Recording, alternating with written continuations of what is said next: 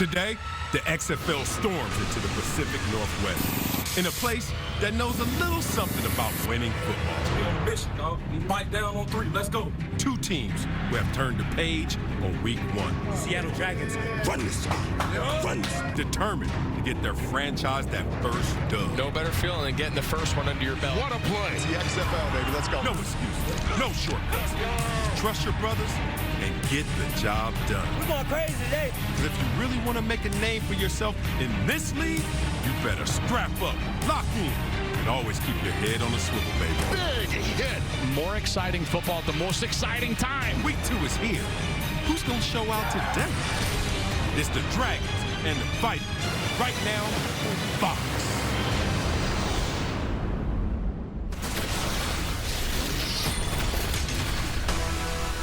To finish it off, we got to be a team that plays smart and has poise in the noise today. And we got to do it how? We got to do it together. Trust each other, all right? And we'll come out with a victory, all right? Hey, let's go out and beat them. Come on, let's go out and beat these Vipers. Come on, come on.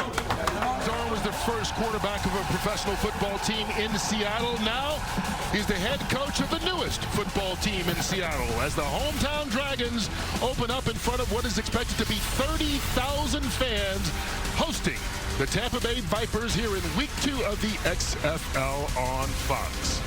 Now, Zorn is a Seattle football legend. There will be many throughout the contest who are here inside the stadium, including Steve Largent, the Hall of Famer, who will light the cauldron to get the Dragon fans fired up. While he does that, we welcome you here to week 2 of the XFL on Fox.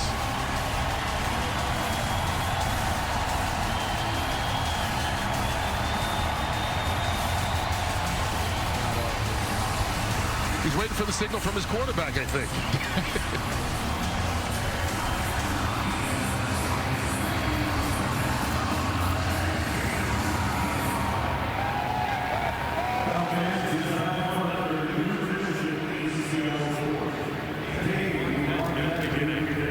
Every home game, we will light the Dragons' cauldron. This eternal flame will burn bright each game in honor of you, our fans. Today we start this tradition with a special guest who has been an area legend since arriving in Seattle from the University of Tulsa back in 1976. A 7-time Pro Bowl wide receiver who held every major NFL receiving record upon his retirement in 1989. His number was retired by the Seahawks in 1992. He was inducted into the Pro Football Hall of Fame in 1995. Ladies and gentlemen, please welcome number 80, Steve Largent.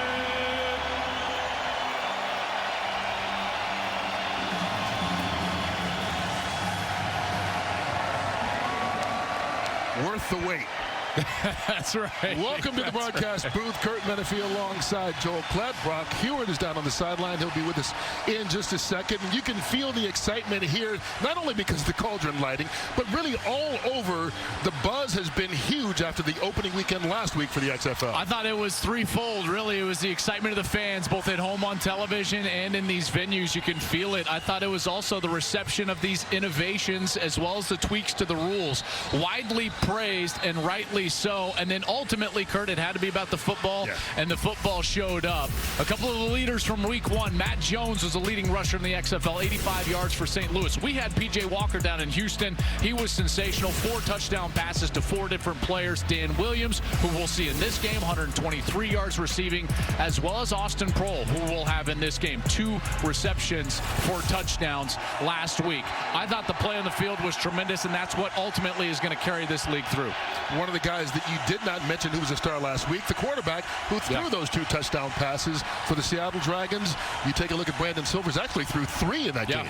Brandon Silvers is a really good player. I can't wait to watch him play. He actually had a really good game against DC last week, but it was a defensive score, or excuse me, a special team score they gave up, as well as a pick 6 that ultimately did them in. If they clean those things up, this is a very good team led by their quarterback, Brandon Silvers. On the other side, Tampa Bay, they'll be going with a new quarterback here in week 2. Aaron Murray, who was their opening day starter last week in New York, he's down with an injury, so it's Taylor Cornelius, who had 13 career starts at Oklahoma Oklahoma State. He's 6'6", big frame. He can really spin it. I expect Tampa's offense to be much better than the version we saw last week when they only scored 3 points against the Guardians. All right, 2 quarterbacks you just talked about. I've got a quarterback beside me, and there are 2 more standing down there. Brock Heward with the Seattle Seahawks, first quarterback ever, now the coach of the Seattle Dragons, Jim Zorn. Yeah, thank you, Kurt. Coach Zorn, you said on a couple different occasions you didn't know what football in the Pacific Northwest would look and feel like in mid-February. What are you seeing? Oh, I love this, and this is normal weather, but I was super impressed with how many fans showed up in this kind of weather. Our guys have practiced in it. Now we get to play in it. Let's go kick it off. Good luck, Coach. Well, Jim Zorn mentioned typical Seattle weather in February. That's exactly what we got. I think bright skies is what they call it here locally. Expect some showers throughout the day. Tampa Bay comes into this one as the betting favorite provided by Fox Bet in what they expect to be a fairly low-scoring game. And keep in mind, you can win money playing XFL Super 6. Just download the Fox Sports Super 6 app and play for free for your chance to win $10,000. Tightest line of the weekend in the XFL. Tampa Bay by 1. Let's see how it plays out.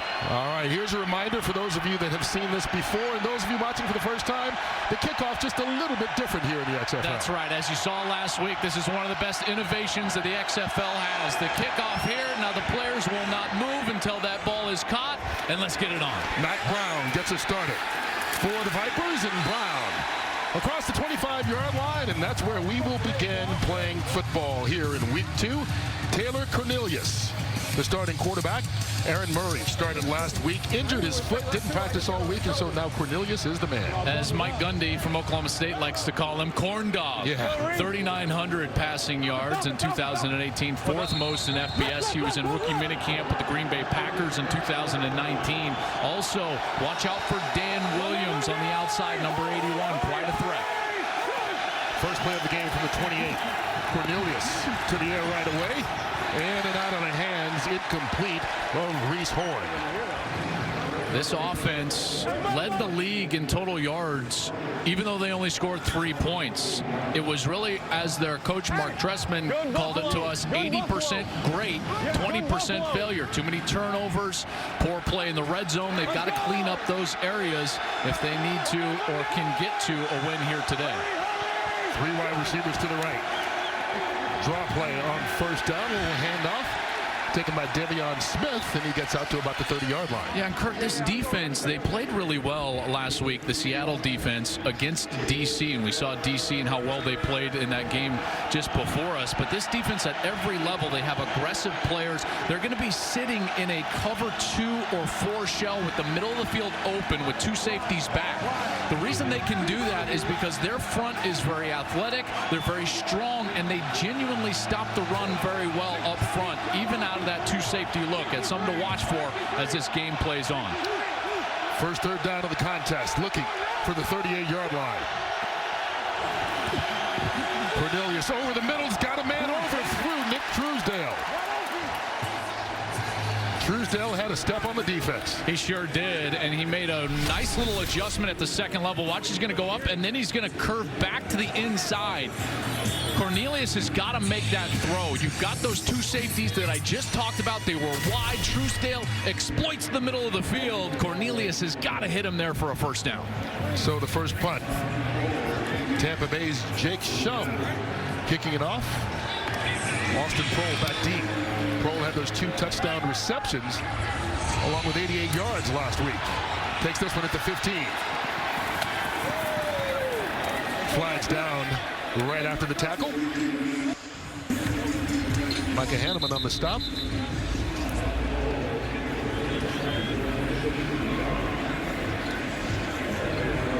There's a look at Brandon Silvers as he's ready to come out. Just have to figure out where he'll start from. And as these officials discuss this, that's another thing I wanted to compliment from week 1. These officials did such a good job with some of these new rules and tweaks. Yep. During the kick, holding, receiving team number 1. 10-yard penalty from the end of the kick, first down. So Alonzo Moore called for the penalty. That'll back them up even more into their territory. And Silvers is ready to take over. Yeah, Brandon Silvers played his college football at Troy. If you remember, that was a Troy team coached by Neil Brown that went in and beat LSU in Baton Rouge in Death Valley. 87 total touchdowns at Troy, most in school history.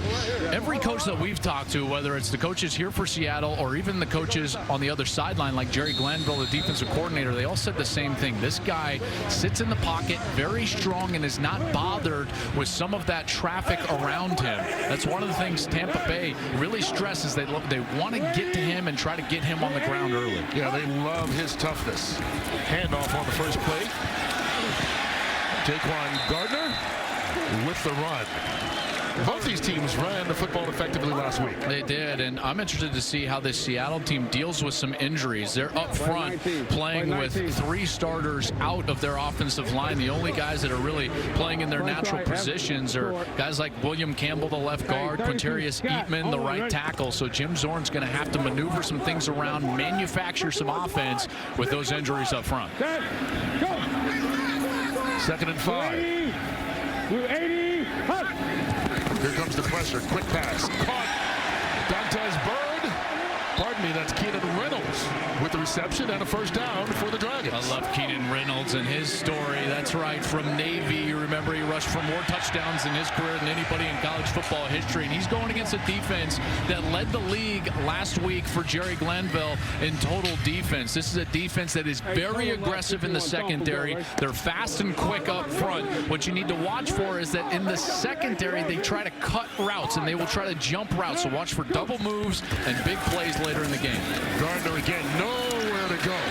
Dropped in the backfield for a loss. That thing was bottled up right away. Ricky Walker, the first guy there, but a whole lot of guys in white and green. Yeah, this is a defense that played really well last week against the New York Guardians, but because of those turnovers and lack of red zone success from their offense, it didn't show up for them on the scoreboard. They led the league in rush defense, pass defense, total defense, third down defense, got to the quarterback 5 times, so they're trying to build on what was already a very successful opening week. On 2nd and long. Pitch and absolutely nowhere to go again. This time, Trey Williams stopped. Marcellus Branch caught him in the backfield. Well, now big 3rd down, and this is where this aggressive defense really makes its money, because on 3rd and long, now Jerry Glanville, who loves this man coverage style cut defense in the secondary, he can have at his disposal any type of pressure and try to light up Brandon Silvers, get the ball out of his hand as quickly as possible. We've got to get it all the way to the 29-yard line. They just hand it off instead. Little draw play. Kenneth Farrow, and he is lit up. I mean, he wasn't going anywhere beforehand, but Marcellus Branch made sure. Up from that safety spot, too. He flew up there. Mark Trestman's got to be happy with the way that defense came out on the opening series. Bit of a safe play call there from Jim Zorn, and I'm sure we've had some moisture here, as you would expect in the wintertime in Seattle. I wonder if that played a part in why Jim Zorn played it a little bit safe there on the opening series. So Brock Miller comes on to punt it away.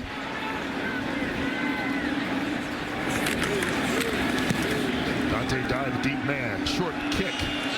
Going to be good field position for Tampa, although Dye slipped. He had running room, but wrong cleats apparently. So 41 yards on the punt, nothing on the return, and it'll be the 2nd possession of the game for Cornelius and the Vipers.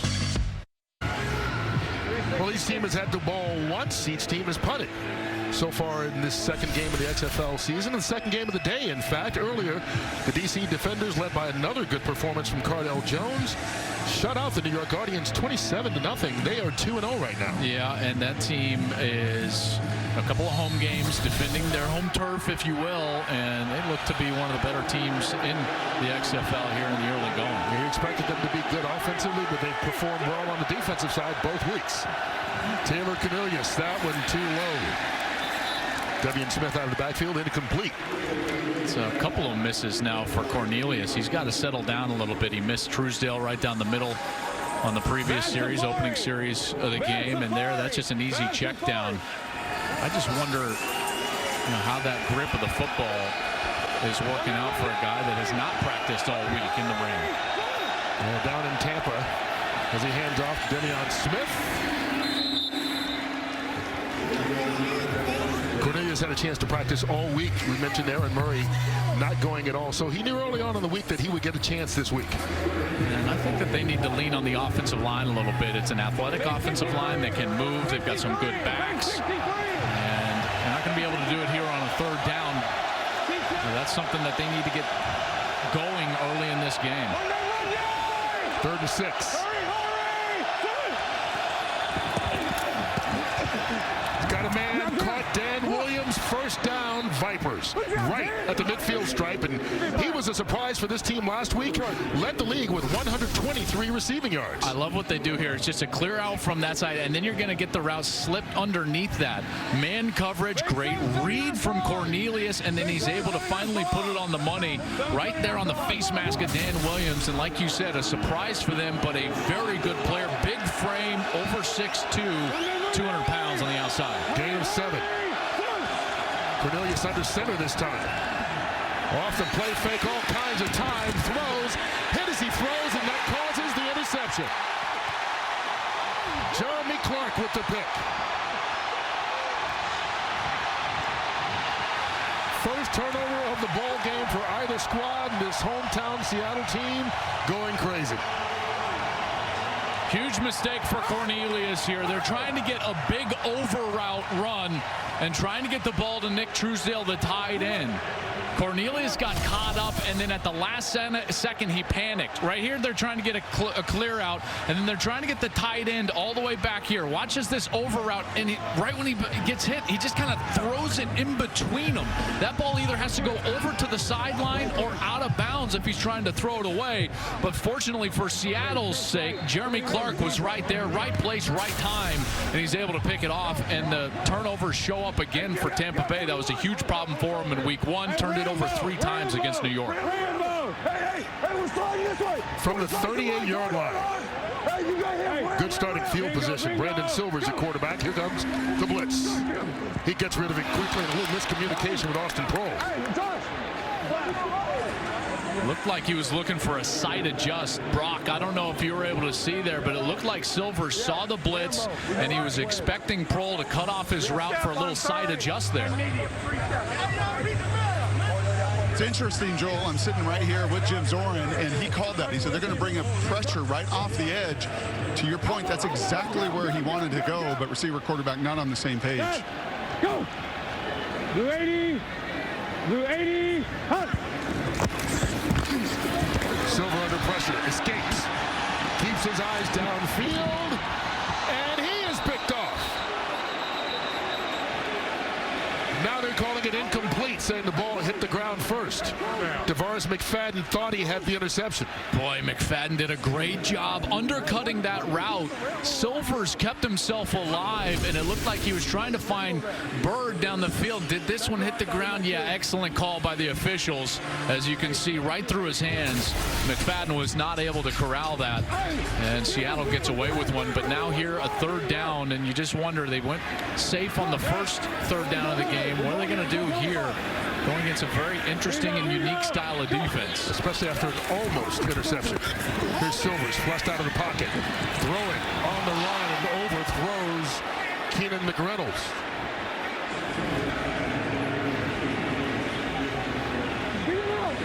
Great pocket presence again. We saw him escape to the right side on the previous play. Here he steps straight up. Jim Zorn's going to talk to him a little bit because he just needs to calm down. Don't even hesitate. Get upfield. I can call 3rd and medium. Right, you had 6 yards. On this one, you had the Saturn on the outside over here because the best look side is the guy way off. You made a nice play. You just got to make the throw. All right, let's go. Oh, great coaching right there. I love it. Jim Zorn not upset, not frustrated, just taking him through that sequence. This time Dante Dye holds on to the football, but doesn't go anywhere afterwards. Noah Borden, the long snapper, getting downfield, making the tackle, and we will see what the Vipers can do with the ball once more. After the turnover the last time they had it, the defense made the stop.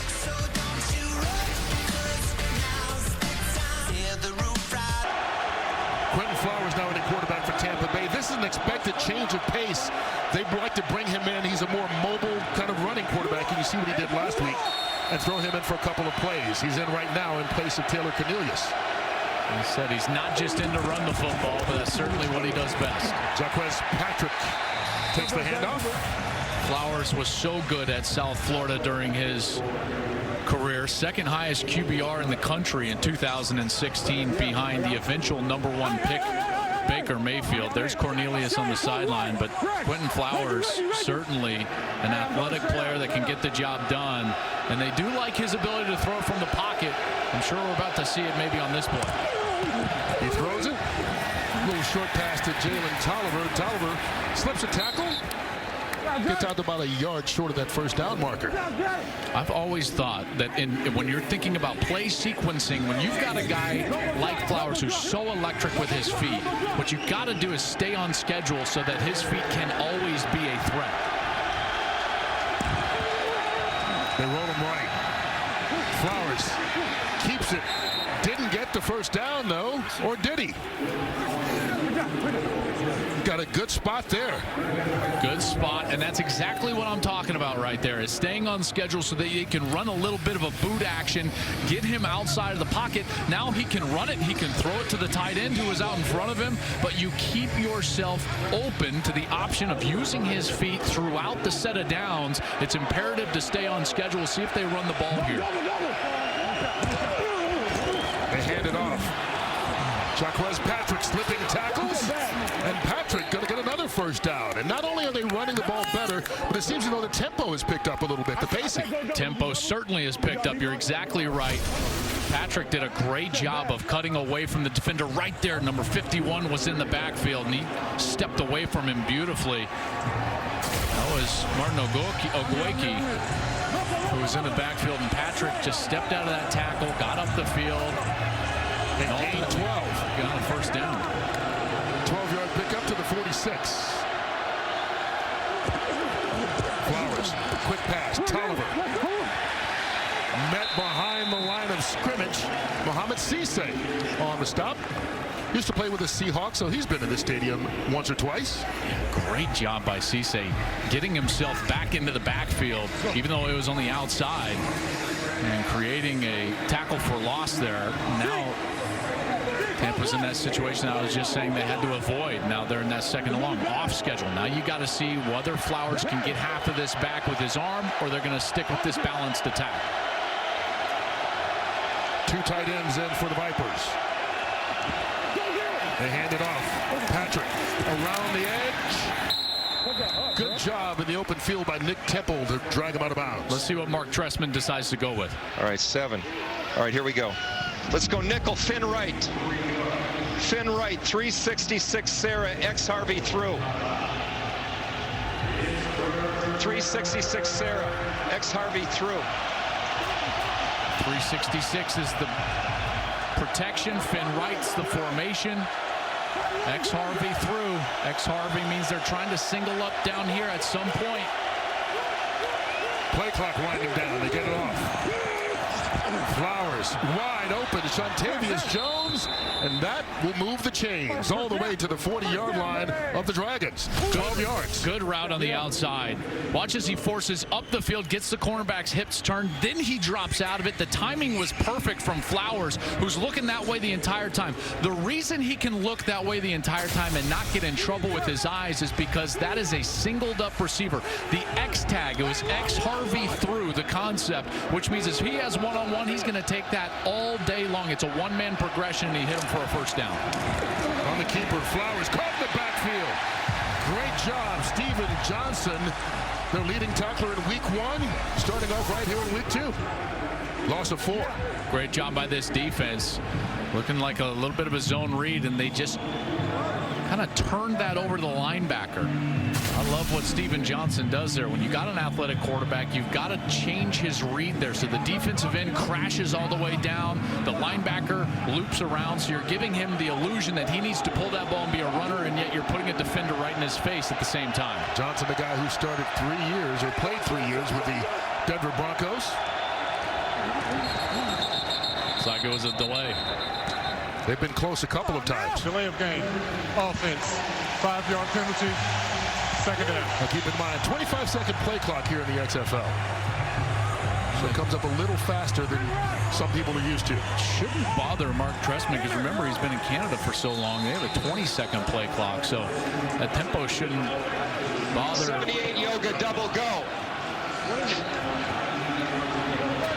You got go routes on the outside. Both guys are going to be running go routes on the outside. You got to pick your matchup. I would expect he's going to come down here to the bottom of your screen with this go route. Looking, pulling it down and running, directing traffic. Flowers gets back some of that yardage out across the 40-yard line, and he shows you the dual threat and the pressure it puts on the defense, really. Didn't like he wanted to throw that go route to the left side, and then he saw all that green turf in front of him and decided to take off. That's exactly what Jim Zorn was telling Silvers he wanted him to do on second down. Go create a second and short, or in this case, third and medium. Now Flowers has only got 7 yards to get a conversion here. On the plus side of the 40, this is absolutely 4-down territory here for Tampa. 10th play of the drive. Flowers stepping up and just misfired on that one. Reese Horn, the intended receiver. With the touchback rules, how they are in the XFL, if you punt this and it goes in the end zone, comes out to the 35, that's why they're going to go for it. That's why it's 4-down territory. If he kicks it out of bounds, it comes out to the 35. Nickel in the game. Fucci right. 66 Chiefs chop. 66 Chief chop.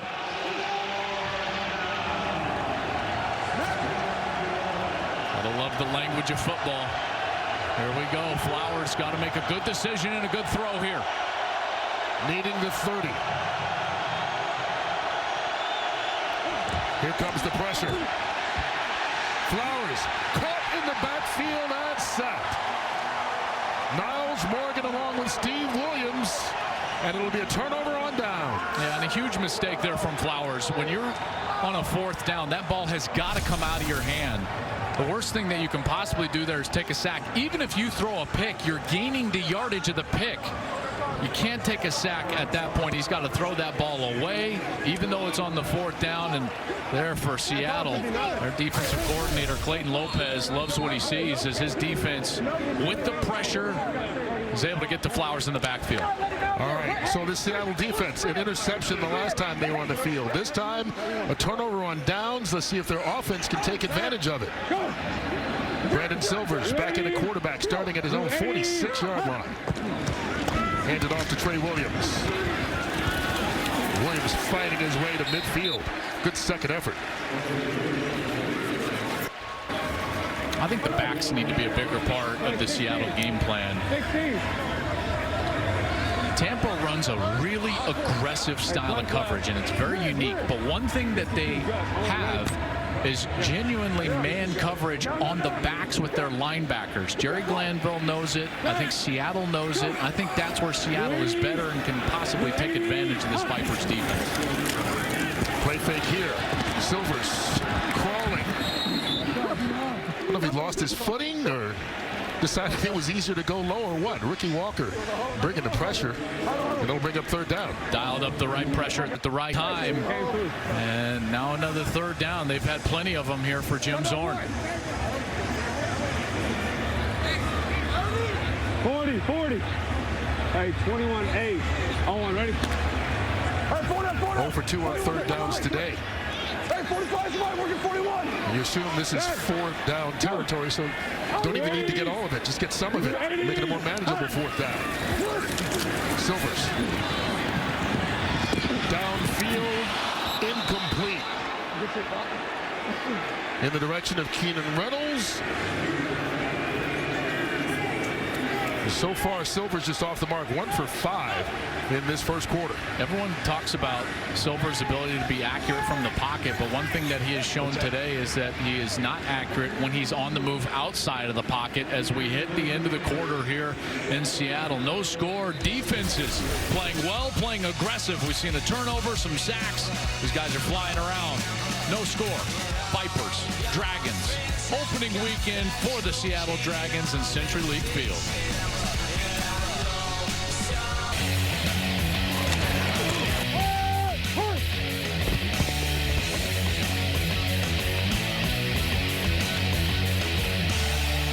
Well, the defenses have been in control through one quarter here. In the second week of the XFL season, home opener for the Seattle Dragons.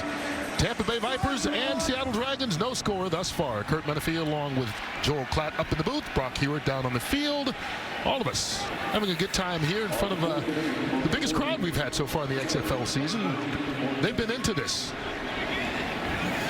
There's a buzz in the city earlier today. We drove in about 3.5 hours before the game, and around the corner walked 3 grown men in dragon costumes. I was like, okay, now it's a party. I hate to tell you, that's a normal Saturday in Seattle, though. Game or not.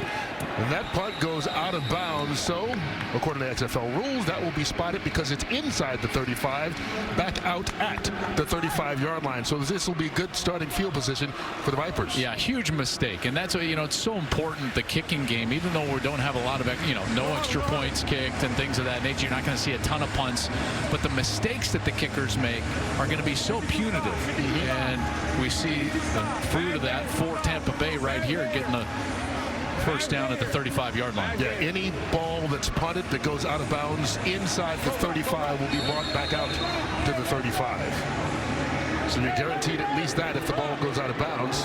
Obviously, if it's short of the 35, you get even better field position. So we'll see what Taylor Cornelius can do now that he's back in at quarterback. And he pitches it to Patrick. Going nowhere.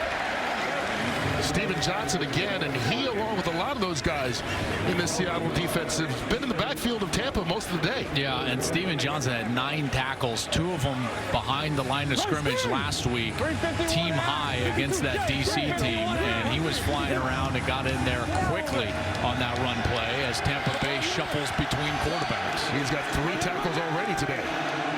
Loss of a yard. Quick pass, Cornelius. That's taken by Reese Horn. Short pickup on the play. Jeremy Clark on the stop.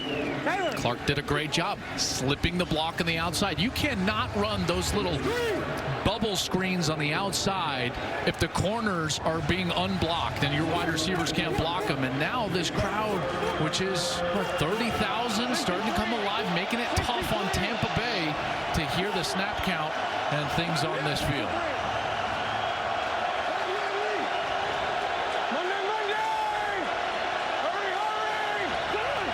Here comes the blitz. Sacked. Cornelius had no chance. Steve Williams again.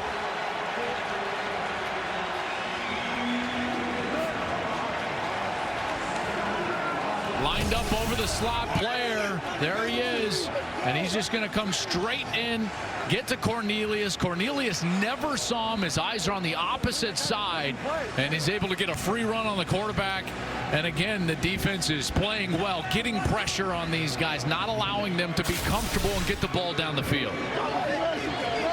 2 sacks on the day for this Dragons defense. Williams has 1.5. Miller with the punt. Austin Poole running start, catches it, makes the move. Boy, he had a shot to turn it into a big one. Run out of bounds just across the 40 at the 42 is where they will spot it. This Dragons defense giving its offense every opportunity in the world. We'll see if they can capitalize this time.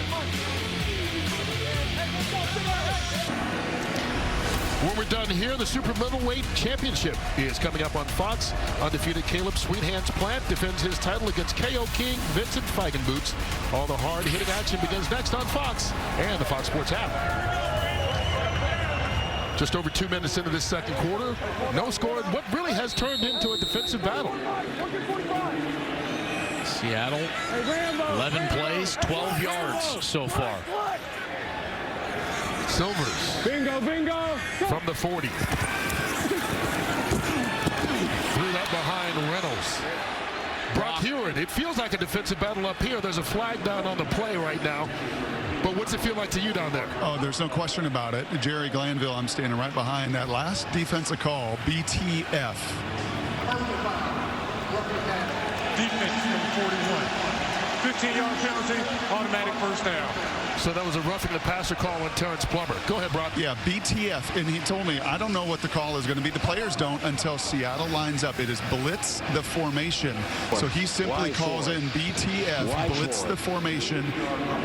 and then whatever blitz they have that week dialed up for that formation, that's what's coming. And if I'm Jerry Glanville, I'm continuing to pressure until Seattle proves they can find an answer. A little too aggressive that time on defense with the personal foul.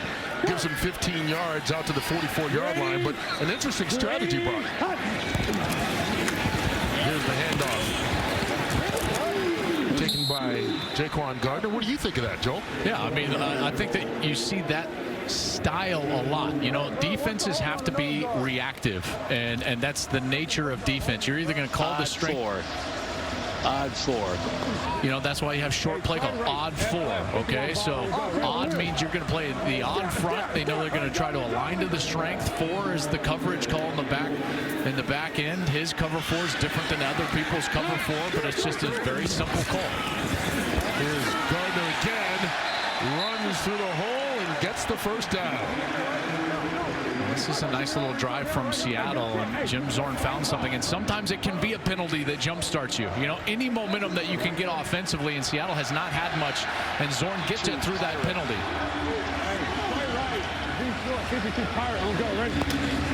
6 yards on that run. Now it's the 34. Best penetration of the game for either team.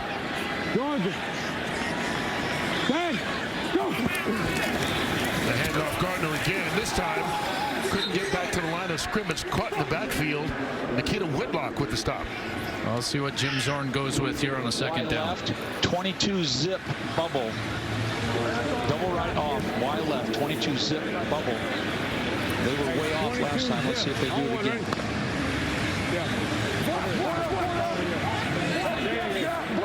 Watch for the little bubble screen to the bottom of your screen. You're going to get motion right here, and then they're going to try to maybe throw a little bubble screen. There it is, and Paul lost his footing. That's a couple of times we've seen him do that tonight. I want to go totem right, F off, F left, totem right, F off, F left, 31 ace shingle find, 31 ace shingle find. Hey, 31 ace, on, ready? He says a lot of words. Silver says few. Well, because he only needs to tell the offensive line what they need. 31 ace is the protection. Here's Silvers on third down. Caught. Reynolds moves the chains down to the 20-yard line. They needed 11. They got 13. Nice play there from Silvers. Good timing. Reynolds, great route, found an opening, and then Silvers is able to put it on his frame for an easy first down. Reynolds is showing that he can certainly play on the outside. Targeted him a few times last week, had a couple of drops, but playing well here early. Some trouble with the snap. They get it off, and that was not ready from the get-go. Ben Johnson with the catch. Yeah, that looked like a busted play from the very beginning. Silvers just tried to make a little something out of it. Chicken salad, as they say, and ends up with a little bit of a bad snap. It looked like the center maybe even thought that he was under center. It should be noted Dylan Day, the normal starting center, was hurt in the first half last week in their game. So Kirk Barron is the normal backup, number 73. They did have a few problems on Thursday when we were at practice with the snap. So that'll be something to watch here as the game moves along. Well, he and Silvers are roommates, so you think they have a little better communication. Whistles blew before the snap. This may be Seattle taking off early. Delay of game. Offense. Yard penalty. Still second down. It's a delay of game instead. Hey, corner. Slows down their momentum just a little bit. But this is a situation, if you're Silvers, you can't let it get to you. You've got a drive that's going well. Yeah, and now they've got themselves in what feels like field goal range. I know this side of this stadium has been a bit of a kicker's graveyard, if you will, trying to kick to this north end zone. But, you know, you've got a couple of chances here to get half of this back, maybe convert. Kenneth Farrell tries to bounce it outside, can't go anywhere. Tavares McFadden right there to meet him along with Marcellus Branch. This is when, as a quarterback, now it's 3rd and long. You cannot force this ball. You cannot take a sack.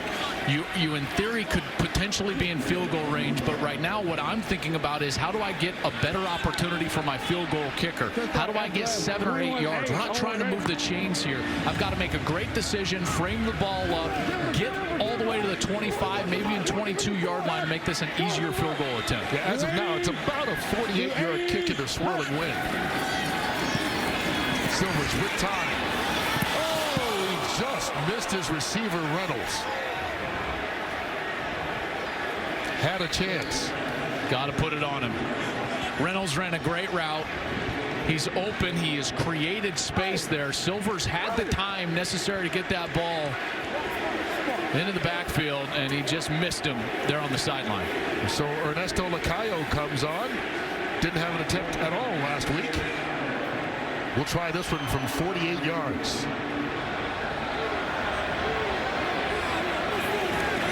The hold is good. The kick is wide left. The winds are swirling down there, but he may have played it too much. Not even close. So the best offensive possession for the Dragons all day long still ends up with no points.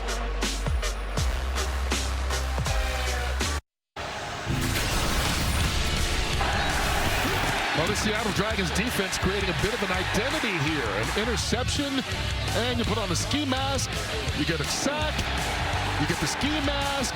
Not quite sure exactly what it means. I'm sure we'll find out as it goes on. That's right. 4 possessions, they've got 2 sacks and an interception.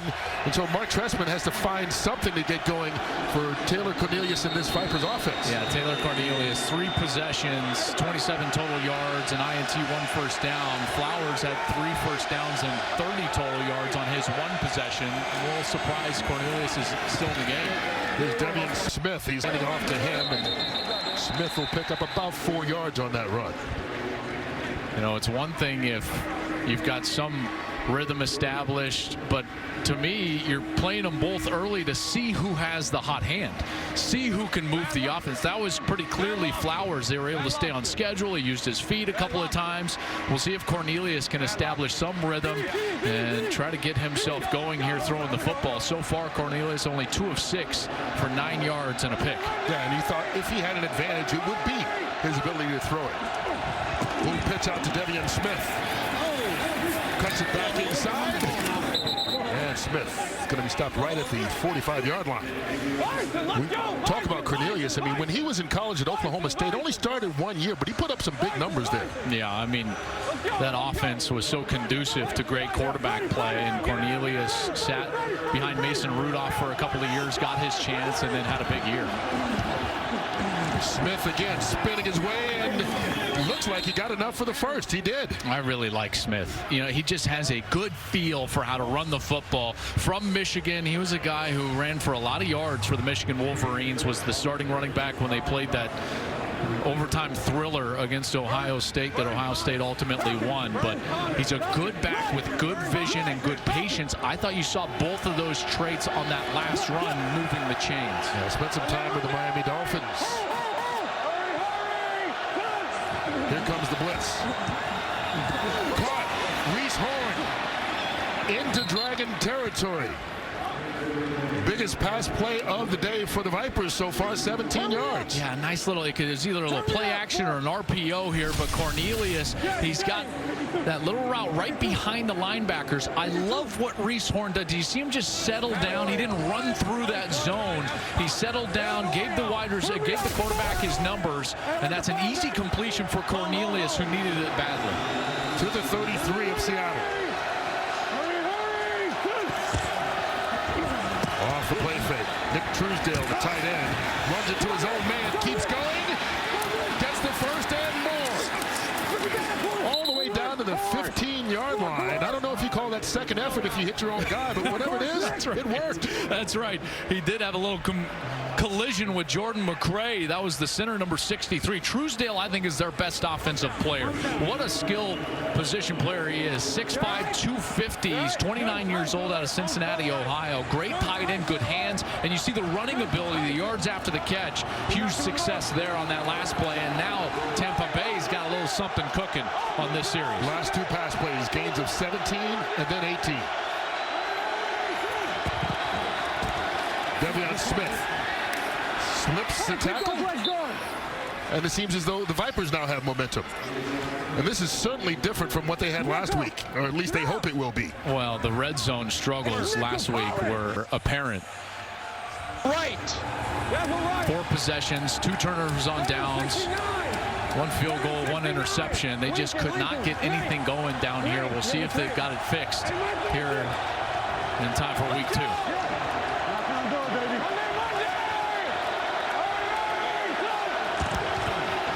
Cornelius pulls it down, and he's pulled down. Fought his way back to the line of scrimmage, but these Seattle fans know defense, and they like that. Well, Seattle now, they've had some success on 3rd down with these pressures, in particular the secondary pressures off the edge on 3rd down, and we'll see if they do it again.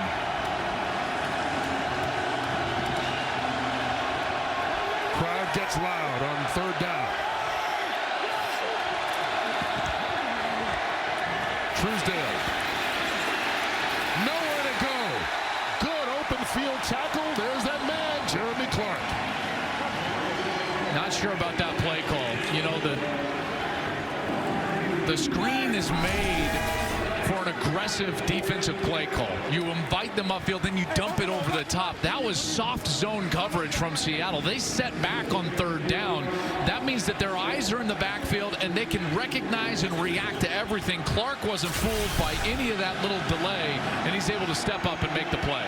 Andrew Franks, who scored the only points last week for the Vipers, on to try this one from 36 yards away. It's true. First points of the ball game with 2 minutes, 33 seconds to go in the first half. Andrew Franks puts the Vipers on top, 3-0. Well, it seems as though this Seattle crowd, you know, you see them during the Seahawks games. You know, Brock Hewitt, you live in this town, how much they like their defensive football. It seems as though they're responding to this Dragons defense today. Yeah, they got the fan in the Ring of Honor here in this stadium because of just the voice and the role it has played through the years. I mean, this is chaos. I've asked a bunch of these Tampa players on the sideline, when was the last time you've been in noise like this?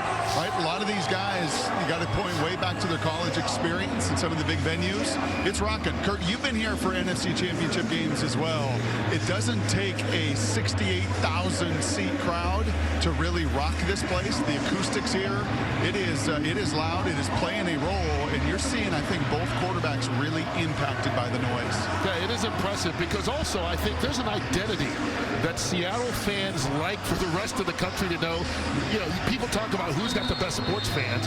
There's an argument always to be made. They're great fans in a lot of different places, but it seems as though Seattle fans embrace the cold, the rain, and using that as part of their identity as a home field advantage. Yeah, and it's also called caffeine. Yeah. There's a lot of that in this town that's available.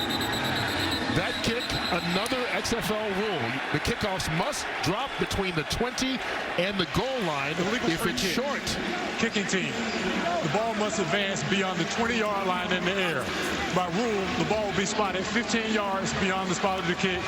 First down, Seattle. So basically, our referee Trey Blake explained it. That ball comes all the way out to the Tampa Bay 45-yard line. The kicking team's 45. This is one of the most punitive things right now in these little tweaks for the rules, is the fact that that's a 15-yard penalty from the spot of the kick if the ball either goes out of bounds or goes short of the 20.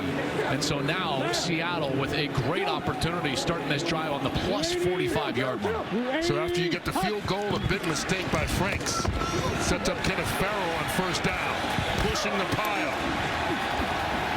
Look at that. What a run by Farrell. Gain of 8.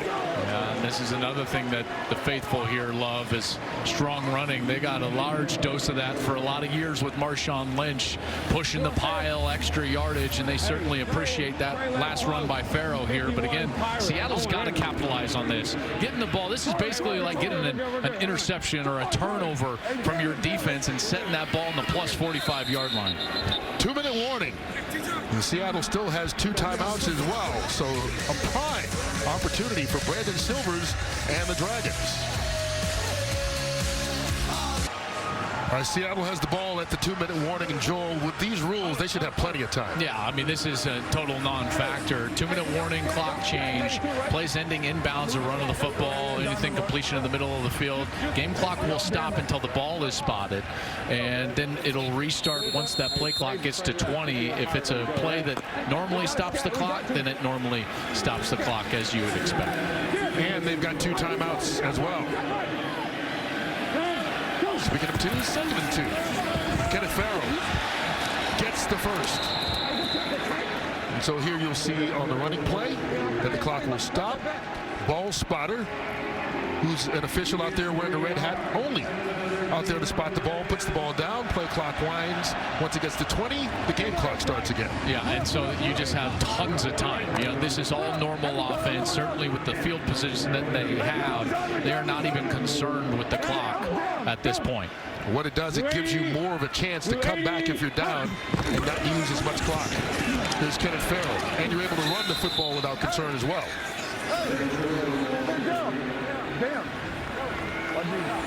You know, Brock, this Tampa Bay defense has been very aggressive, and Seattle has not been able to capitalize on hitting them on a big play or a side adjust when they pressure. I'm sure Jerry Glanville's going to continue to be aggressive. Jim Zorn's got to dial something up. He said they worked on it all week.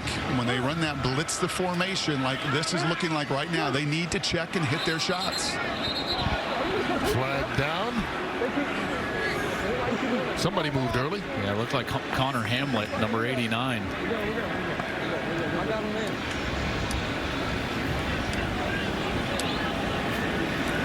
Hamlet goes out of the game. Local kid from Meadowdale High School right outside Seattle. They're asking Tampa right now whether they want the 10-second runoff. False start. Offense, number 77. 5-yard penalty, 2nd down. Seattle will use their first charge timeout at half to avoid the 10-second runoff. And that the clock will start on the snap. Called on the right tackle, Quintarius Eatman. And you mentioned you have the option to either have the 10-second runoff, or if you have a timeout left, you can use the timeout and save the 10 seconds. Well, first it goes to Tampa, right, is what I was saying. For Tampa then has the option, do you want the 10-second runoff or not? They say, yeah, we want the 10-second runoff. Then Seattle has to make a choice. Do we want to call a timeout to avoid the 10-second runoff or not? So that's kind of the logistics there on that play. Here we go, Silvers. Trey Williams, and a good open field tackle again. Nikita Whitlock. This defensive front for the Vipers playing well. Yeah, Nikita Whitlock is such a good player. He's just undersized. He's only about 5'10", 5'11". He's 250 pounds, but he's got good quickness.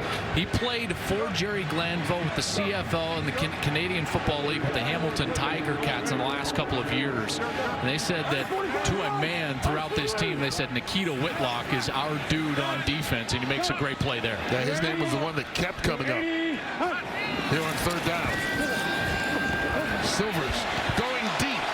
Got a man, Reynolds. They can't connect. Robert Priester on the coverage. That was a long throw that he tried to make. Far side, all the way down the field, trying to throw that ball upwards of 50 yards. Reynolds has a step. It's a good route, but this has got to be way up there. You see Tampa Bay trying to cut a route. The safety goes over the top, but that ball severely underthrown and towards the inside. So this drive, which started at the 45 of Tampa, ends at the 40 of Tampa. So they gained 5 yards on the drive. Timeout. Seattle, their 2nd and final of the half. 30-second timeout. So Tampa used a timeout because they're saying, hey, there's just under a minute left. We've still got 1 timeout, and the rules inside 2 minutes will allow us to move the football. That's right. And, you know, this punt is important because if this goes into the end zone, then it comes all the way out to the 35. If it goes out of bounds, it goes all the way out to the 35. So the execution on this punt is so important. Brock Miller is the guy out there, and he has got to put some air under this and make sure that this lands in the field of play. And the other tweak to the rule is that nobody on the punt team can leave the line of scrimmage until that ball is kicked. So they can only go at least 1 yard down the field before that ball is kicked. So these gunners on the outside, they just have to shuffle in towards the football and kind of stay where they're at. you got to kind of stay like this. He's going to shuffle, and then he'll take off down the field once that ball is kicked. So Dante Dye standing at his 10-yard line for Tampa.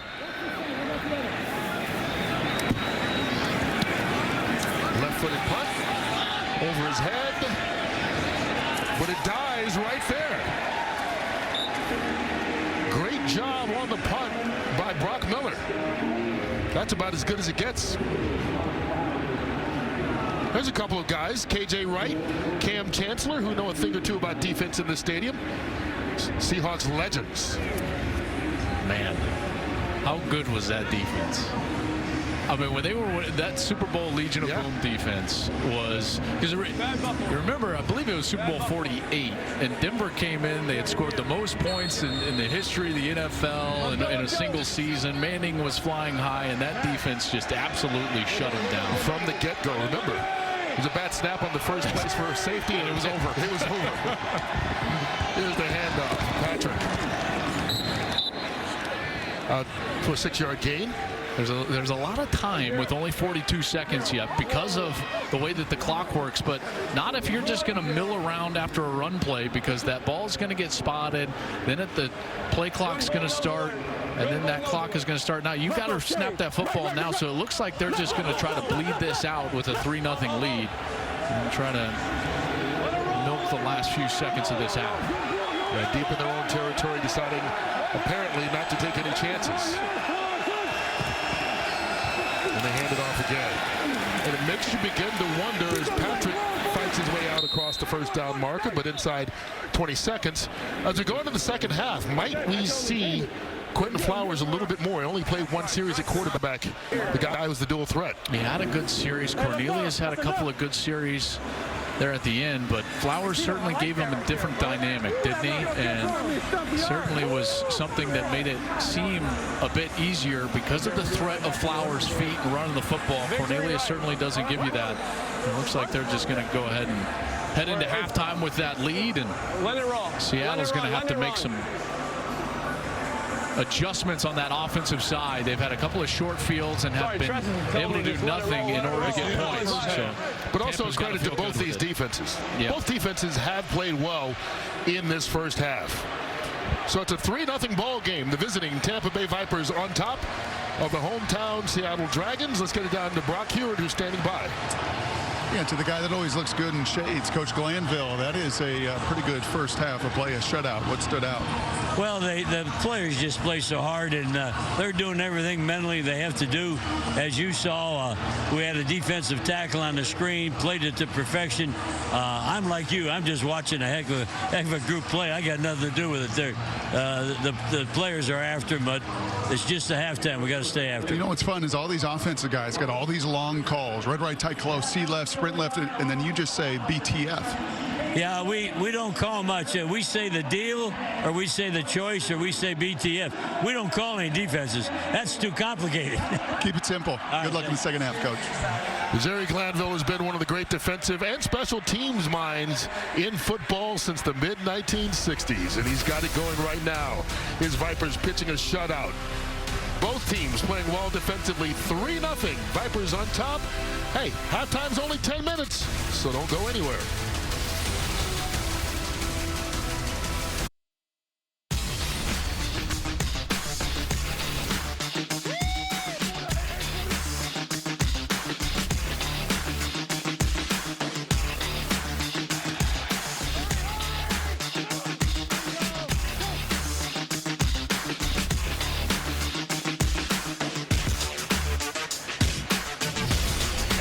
Was the progressive game flow. Dragons fans, those are your guys you saw in the Dragon outfits? There they are, the Dragon costumes. You gotta love it. The Dragon faithful need their offense to do a little something. Only 31 yards on the ground, 41 total yards, only 10 yards throwing the football. This Vipers defense is unique. It's aggressive, and they certainly have made life difficult on Brandon Silvers and this Dragons offense. Brock, you're with Brandon. What's going down? Yeah, what was the conversation at halftime? Some of the adjustments. Plays starts with me. I haven't made enough plays today, and we just got to get our first down. opening drive and, see what happens. We know you missed some days this week with the ankle. Is that bothering you? No, I'm good to go. I just got to make plays. How about any of their pressure looks? It looks like they're showing their all-out blitz at times. What adjustment do you make to that? Yeah, they're bringing everyone, and, we just got to get the ball in the hands of the playmakers and, score touchdowns. Okay, good luck in the second half. Joel, you know this. Sometimes it just takes one. We saw that with P.J. Walker a week ago. They started fast. He hit the go route. They just got to get into rhythm. Yep, there's no doubt. Rhythm can be elusive, but it can just take one thing, Kurt.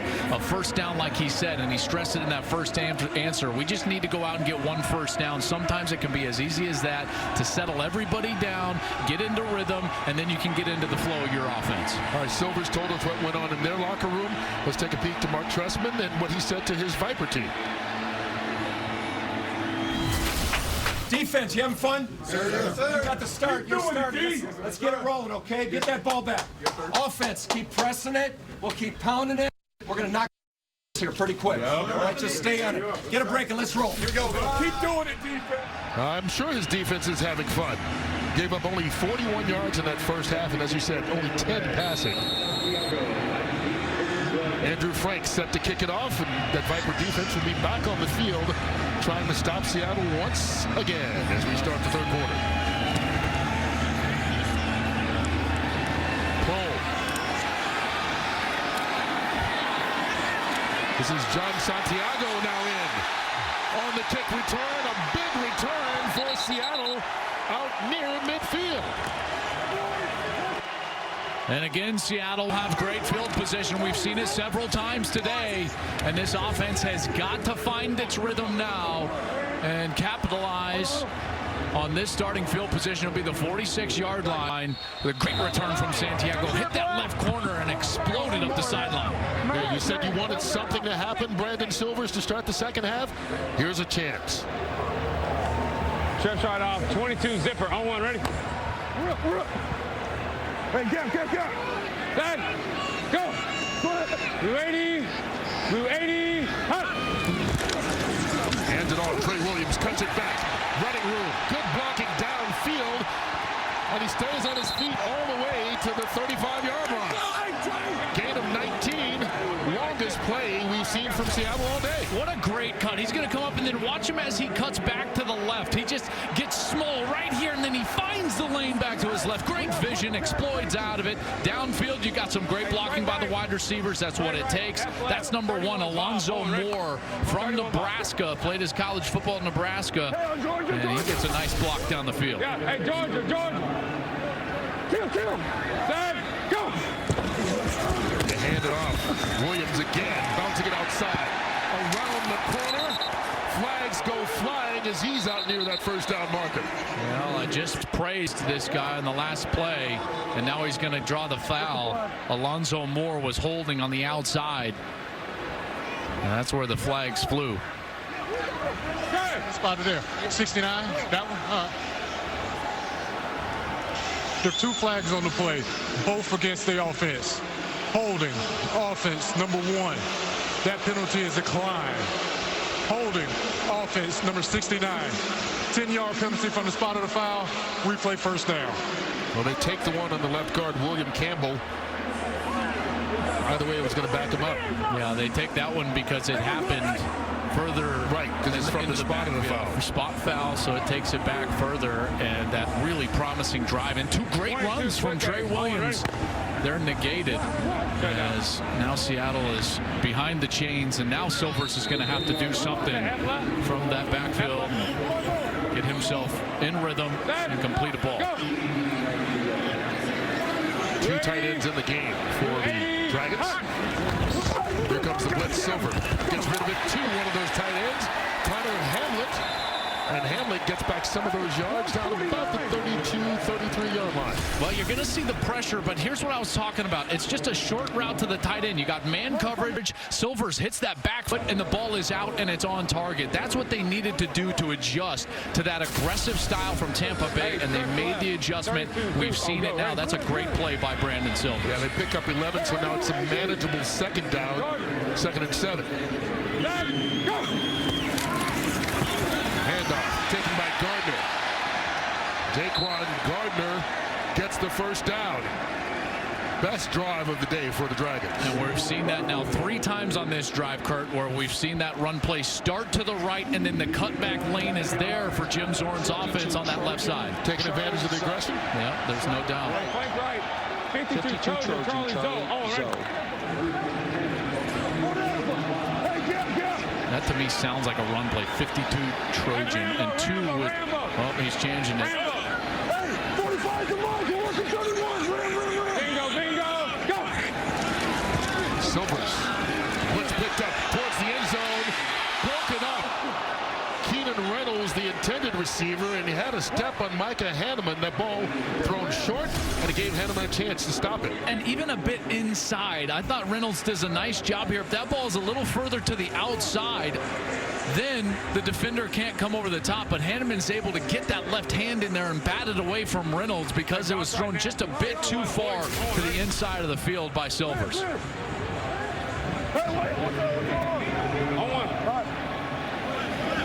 Bingo, go. That one picked off. He threw it behind Hamlet and right into the arms of Tavarius McFadden, who's down the sideline with an escort and into the end zone for the touchdown. 78 yards on the pick six. It almost looked like this one was tipped at the line of scrimmage. Corey Moore, number 31, was racing in on pressure. Watch here. Here's Corey Moore. He's coming on that right side of the offense, number 31. He jumps up, and it looks like that ball fluttered and then winds up in the hands of Tavarius McFadden, who takes it the distance. Tampa Bay chooses to go for a one-point conversion from the 2-yard line. What a play from McFadden, and astutely gets up. No one touched him down the sideline, and now Tampa is going to go for 1. You have the choice of 1, 2, or 3 points as your point after touchdown, going from the 2-yard line for 1 point here is Tampa.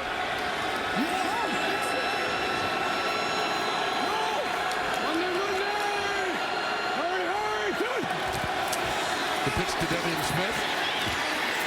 He won't get it. But our first touchdown of the game, and appropriately enough, in a contest that has been all about defense, it's an interception return, 78 yards for a score by McFadden. And again, it's pressure. It's the aggression of the defense that ends up making the play. McFadden takes it the distance. The Vipers defense stifling right now in Seattle. Brandon Silvers got to figure it out.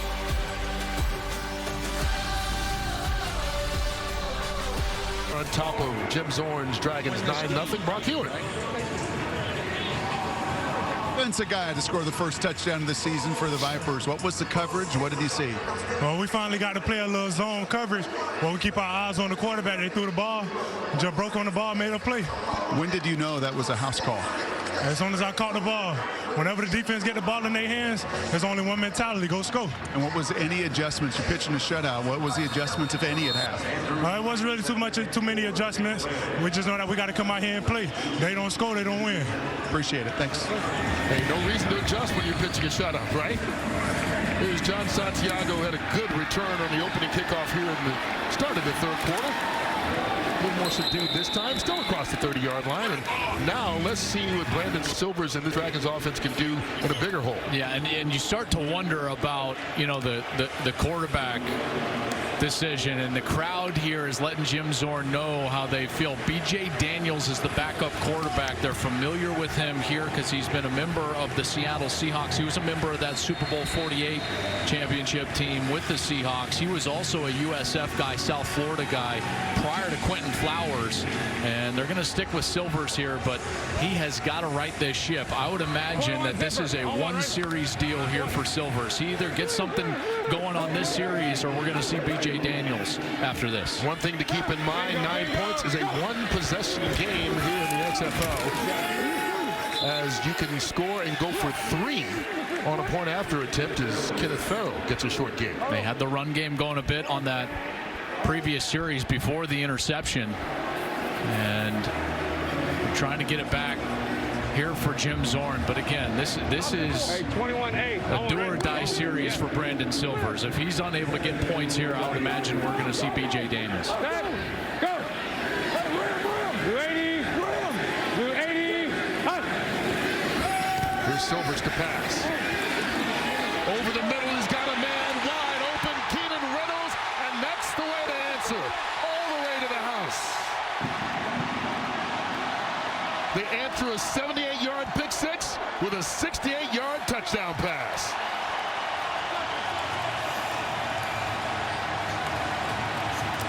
This aggressive defense got caught.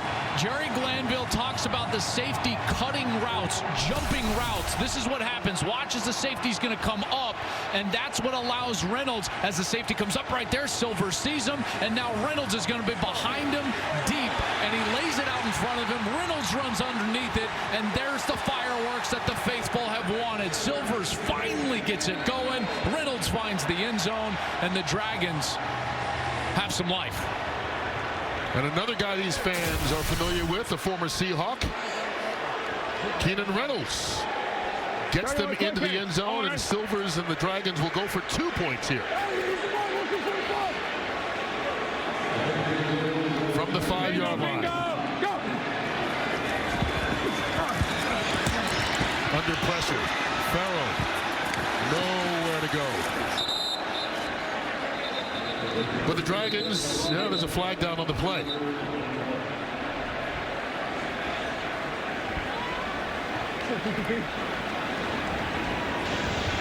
Holding, offense, number 75. That penalty is declined. The result of the play is a try for point was no good. Timeout. But more importantly, Silvers and the Dragons answer the score with a score.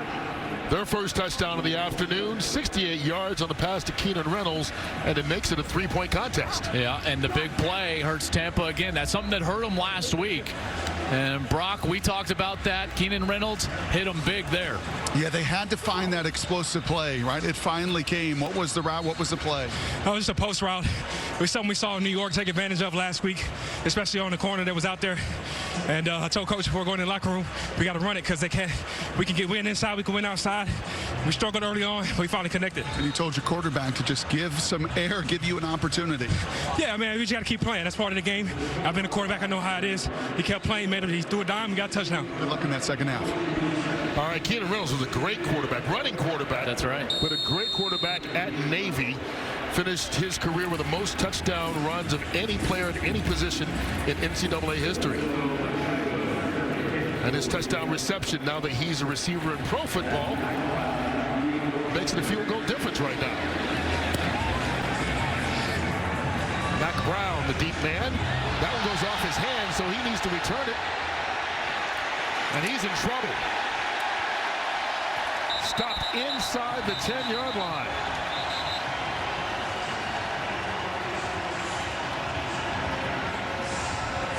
Well, week 2 of the XFL season continues tomorrow as the Dallas Renegades will take on the LA Wildcats. That's at 3 o'clock Eastern on ABC. And then at 6, the 1-0 St. Louis Battlehawks travel to Houston to face off against the 1-0 Roughnecks. That one's on FS1. Oh, tomorrow for you on ABC and FS1. We saw both Los Angeles and Houston last week. P.J. Walker was the star at quarterback last week. Yeah, he sure was, wasn't he? He was electric. Houston did a great job. And as we talked about earlier, now it's Quentin Flowers in at quarterback for Tampa Bay. Yeah, they make the change here. Davion Smith with the carry. And we wondered at the end of the first half with the way Taylor Cornelius was struggling against this Seattle defense if they didn't want to put in a guy who's a little bit more versatile at QB. Yeah, and when you've got a guy like Quentin Flowers, what it does for Mark Trestman is it allows him to use the legs of the quarterback, and what that does is it equates the numbers, right? It takes the numbers and it puts them in your favor. Now you can block everybody because you've got the ability to run the quarterback.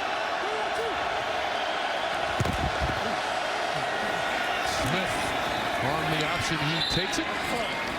And it will be interesting to keep an eye because part of their normal rotation is to put Flowers in from time to time, but you almost sense that this is more than just a time-to-time change. Yeah, and just because of the way that the game has played out, but, you know, Flowers and Trestman was adamant about this. We want him here because because he is a quarterback first, and we like the way that he throws the ball from the pocket. It's a plus that he's such a great athlete outside of the pocket.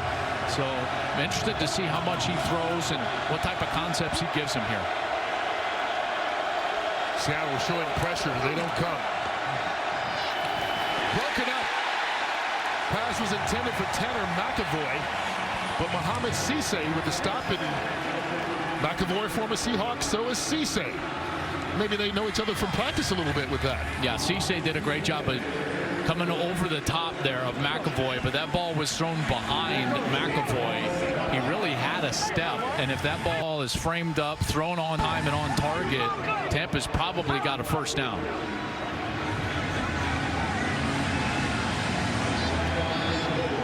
Austin Prohl back deep. Coming up on the short punt, calls for the fair catch and makes it just shy of the midfield stripe. On these defense, both players, both sides continue to show what they can do. Only big scores have been the difference.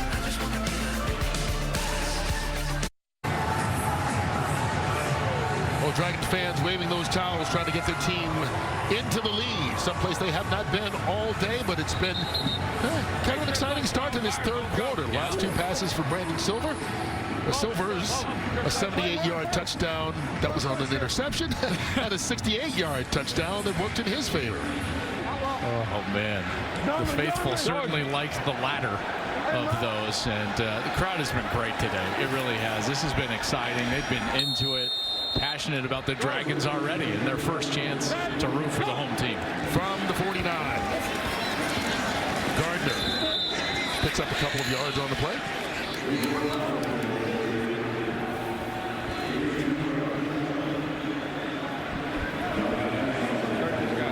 If a big pass play like that settles Silvers down. Oh, it does. There's no doubt. It settles everybody down. Everyone takes a deep breath. But, you know, remember now, they've also run the ball pretty effectively over the last couple of series. Blue 80. Here comes the blitz. Silvers sacked. That wasn't hard. Robert Priester getting the sack for the Vipers. Jerry Glanville sending the pressure early. Watch this. They're going to swing way around, then he's going to come on the blitz, and you got a blitz over on this side, and here they are lighting them up. Jerry Glanville is not afraid. He says, fine, you got a big play over the top. We're not going to play safe. We're going to get after it. And he comes right back after the quarterback, and he's able to get another sack. Second sack for this Vipers defense to go with that pick six. And now it's a big third down.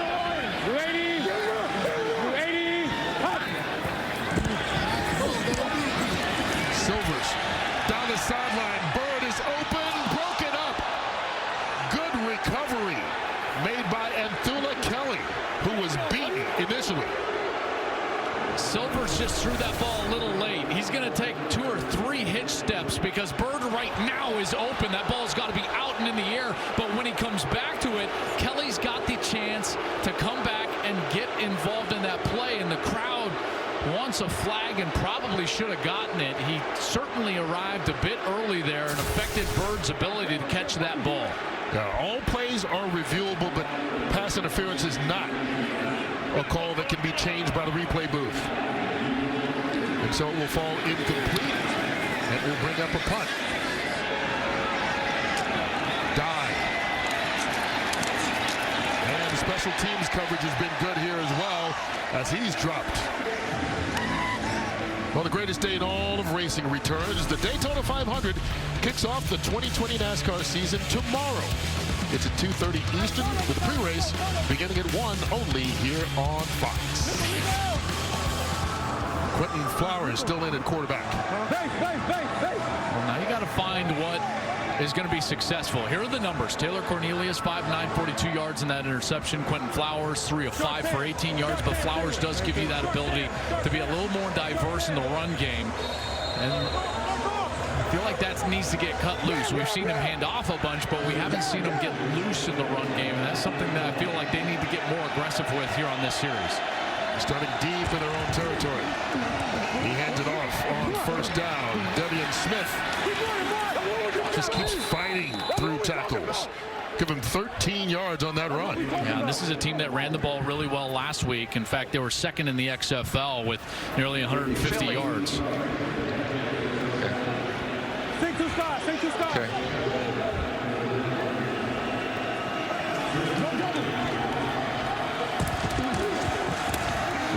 Smith again.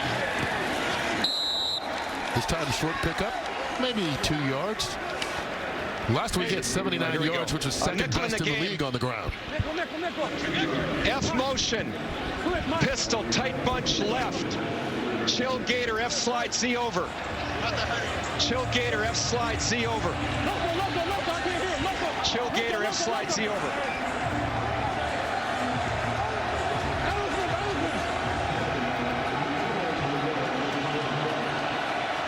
Flowers from the shotgun.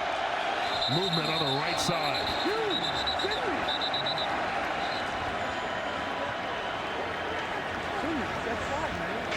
False start. Offense, number 76.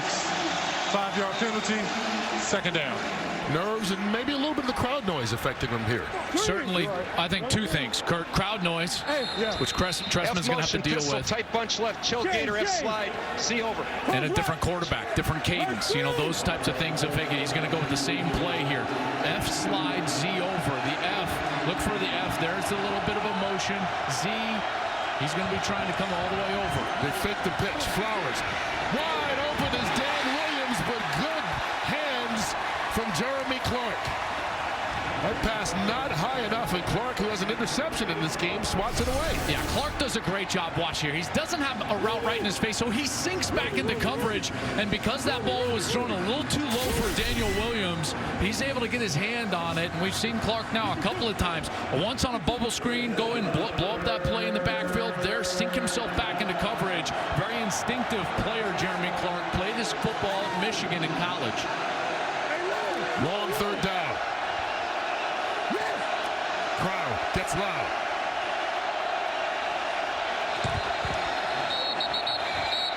Before the snap, the clock ran out. A little pushing and shoving going on afterwards, and there go the flags. That won't help Tampa at all.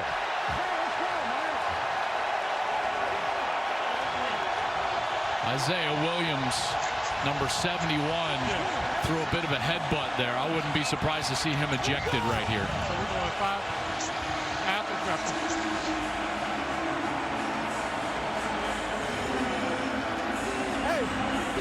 Williams, a guy who spent time with 6 different NFL teams. We had the delay of game.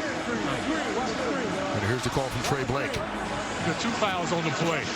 Delay of game, offense. That penalty is declined. After the play, personal foul, deep offense, unnecessary roughness, number 71. That penalty is half the distance to the goal, be third down. Right there is where you see a little bit of a headbutt, maybe the lack of contact. He was mad because it's hard to hear, folks. I mean, it is loud right now in this stadium. And so he's upset, Williams is, that Flowers got bumped there at the end, and he goes in for a little bit of a headbutt there. That's where that flag came in after the delay of game. So it backs him all the way up to the 11-yard line. Intercepted and touchdown. Wow, what a play by Marcel Frazier.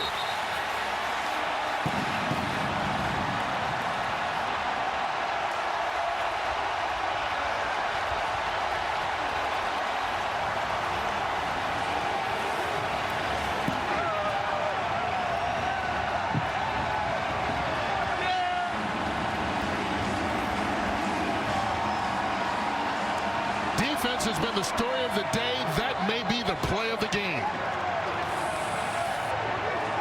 Unbelievable hands from Frazier. He was basically double teamed at that point, working against Isaiah Williams, who just got that penalty called against him on the previous play, and Frazier's able to pick that ball right out of the air. They were trying to throw a screen pass, and Frazier finds it in his hands, and he's in the end zone for a score. Going for 2. Silvers zips that one, caught by Keelan Reynolds, and they get it.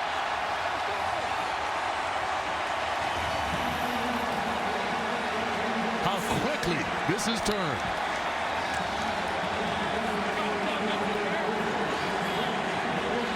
Brock Hewitt. Well, Joel and Kurt, you've been talking about that crowd noise and that D-line feeding off of it. Here was Marcel with the play of the game thus far. Take me into it. The crowd was getting loud. I gave him a jab step inside, came outside. The quarterback's kind of short. He threw it low, and I just jumped up and got it. How quickly do you see that play happening before your eyes? I seen it, and he was just dropping right into me, and he threw it low, and I just jumped up. You know, they say DBs are really receivers with no hands, right? But what are defensive ends with hands like We're athletes. We're just athletes. Congrats, man. Great play. Well, this has been quite the week for Marcel Frazier. Recently got his master's degree from Missouri, but hadn't seen it physically. That's right. Because he's been away from home. He went back home on the off day on Sunday, got a chance to hold it, put it up on social media, and then comes out and shows he's still a football player. Not ready to use that degree just yet. That play was unbelievable. I mean, they're trying to set up that screen pass, and quarterbacks at home. If you're going to throw a screen pass, you've got to retreat. If you don't retreat, you have no ability to get that ball up and over that defensive lineman who is not going to be blocked in your face. And Frazier's the beneficiary there of some poor details from Tampa Bay. And he finds himself in the house. And Renell Hall with a good return. I want to take you into this. Here's the coaching points. Brock, you know about this too. You're going to throw a screen. Watch here. Flowers looks to his left, but then he stops. He's got to continue to drift. He needs to be well into the end zone, but so that he can get that ball up and over Frazier and dump into the running back Smith, who is set up for the screen. If you don't drift, Brock, that defensive lineman is just going to be right in your face. Yeah, there's no question. And then the noise in that end zone. I mean, this place rocks. They keep track of the number of false starts in this building. No building in the NFL has created more, and it's wreaked havoc on this offense today. Cornelius Taylor back in at quarterback. Hands it off to Daquez Patrick. But you can see why. With that noise down there and a defense that's played as well as Seattle's has today, that combination can be deadly. We saw the snap count issue. We saw the delay of game issue. And now they're going to have to go back to Cornelius here. And, yeah, things have come off the rails a little bit for Tampa after they took that 9-0 lead. Taylor Cornelius out to Nick Truesdale. We've seen each defense score on a pick six today. Yeah, and that's the guy they need to get going. Nick Truesdale is their best offensive player. Third down, rushing to the line of scrimmage. Handoff, Daquez Patrick gets it. Well, there's some rhythm here now being established by the run game and finding the tight end, but that's where they need to sit. That's their biggest mismatch is Truesdale. He's not going to be in the game on this play, but Trestman's got to find the ability to get these backs out of the backfield, get his best players in one-on-one situations, and allow the quarterbacks to find them in the open field.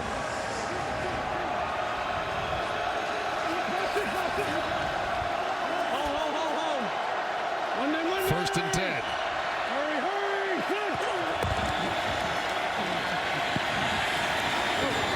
To Patrick, another first down, and takes it into Seattle territory. And there's the back out of the backfield like I was talking about. Trestman's finding a rhythm now, play calling. Right, home, tight bunch right, good renegade, good renegade. Home, tight bunch right, good renegade. Good renegade. What's that? Good renegade. Let's go, let's go, let's go. They picked up 18 on the last play.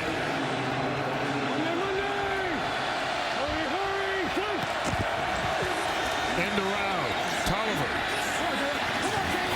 And Jalen Tolliver down inside the 30-yard line. You feel the rhythm. You call a little bit of a special play there. Good renegade, kind of an end around. Mark Trestman's feeling it a bit here on this series.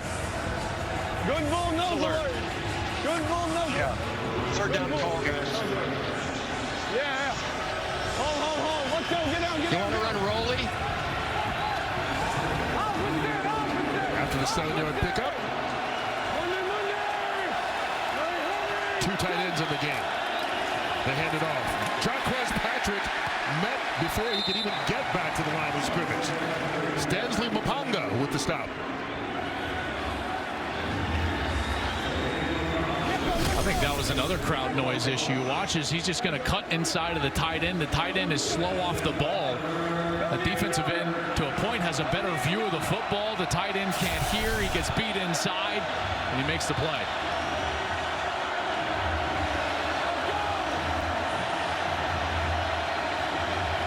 Now dealing with the noise in this end of the field.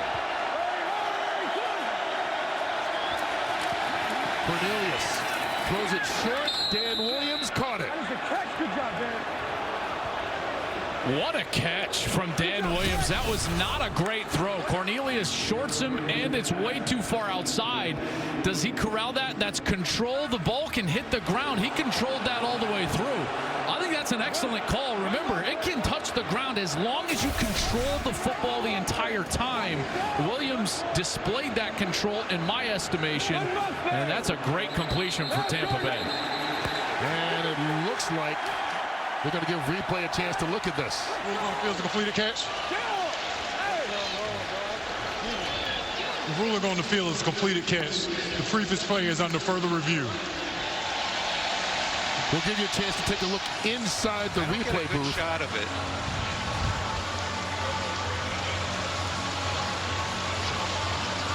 Salim Chowdhury, the replay official.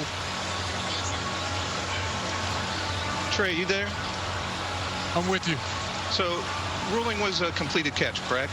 Yes, the ruling on the field is a completed catch. The ball does hit the ground, but I don't see anything that's going to make me overturn this. I don't see a loss of control at all.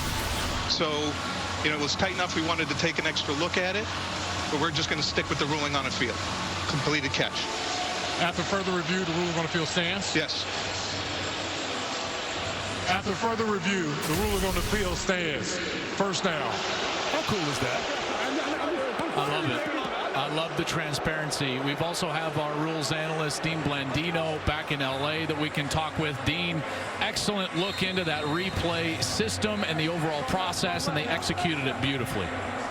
Yeah, it was great to hear Salim Chowdhury, the replay official, talk us through what he was looking at and actually saying, look, the ball hit the ground, but I don't see a loss of control. It's going to stand. It's just, it's a lot of insight, and it's great to be able to watch the process unfold. We appreciate it. Quentin Flowers back in the game. Thanks a lot, Dean. And I think one of the things about the replay booth, you take a look at it, and even if you disagree with the call, you understand why it was made. You don't have a question afterwards. There's also another element, I think, Kurt, that's really important. It humanizes the decision, and fans can realize that these guys have no vendetta against my team or anything. They're trying to do the best that they can. They're talking through it based on the rules that they're given, and I think that's a great process to go through for the fans at home as well. All right, so Flowers now in as a change of pace. He keeps it. Seattle not fooled at all. Credit Channing Stribling, but he had a couple of buddies there in blue with him. Okay, now I'm going to be the old guy shouting at the clouds, because if I'm a quarterback, you know, I get it that you're going to give us a series here and a series there, but now they're trying to do within the series. Cornelius in, Flowers in. Now Cornelius had established a rhythm. Now he's got to come in after sitting on the sideline for 2 plays and try to complete a third down ball on 3rd and 6. This is very difficult to do. I'm not a huge fan of this whole philosophy. So now Cornelius back in, zips that one high, and it's caught. Good enough for the first down. Reese Horn with the catch. And that'll take us to the end of the first quarter, or into the third quarter. It's been an exciting one. It was 3-0 in halftime. We got a couple of defensive scores in the third quarter and another big 68-yard touchdown. So both teams coming alive, and we got a pretty good football game as we head to the final stanza. 14-9, the hometown Dragons on top.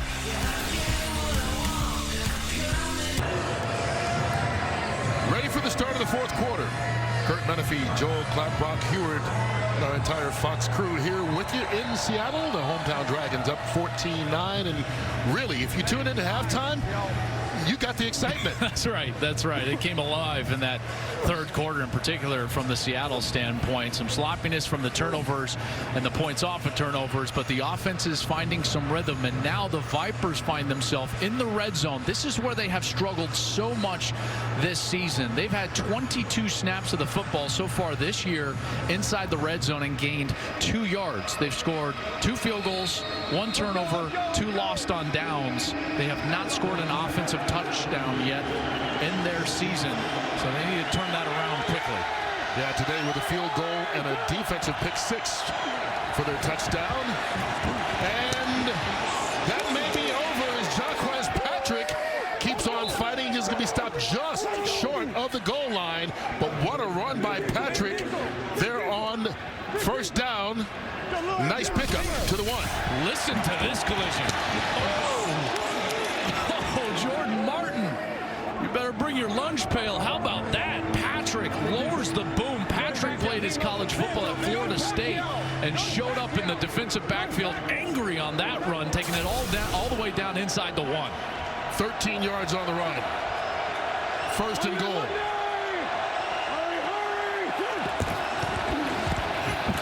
This time, Patrick won't even get back to the line of scrimmage. Kyle Cairo along with Will Sutton there to stop him. Great push from that defensive line. And they gave themselves a bit of breathing room there defensively, as that one's going to go for a loss of about 2. The big Will Sutton, 2-time All-American at Arizona State. Over 300 pounds in the middle of that defensive line, and this is where he's got to be at his best. 6 linemen, 2 tight ends. You think they want to run it? Patrick tripped up in the backfield. Won't get there. This time it's Durant Miles coming and getting his hand on his foot. Miles does a great job here. This is a tough block for the center. The center's trying to get over here and reach that defensive tackle, and he's just going to shoot the gap over to his right, and he gets in there and just trips up Patrick before he gets any momentum going at that goal line, and they're able to get him down to the ground. 14th play of this drive.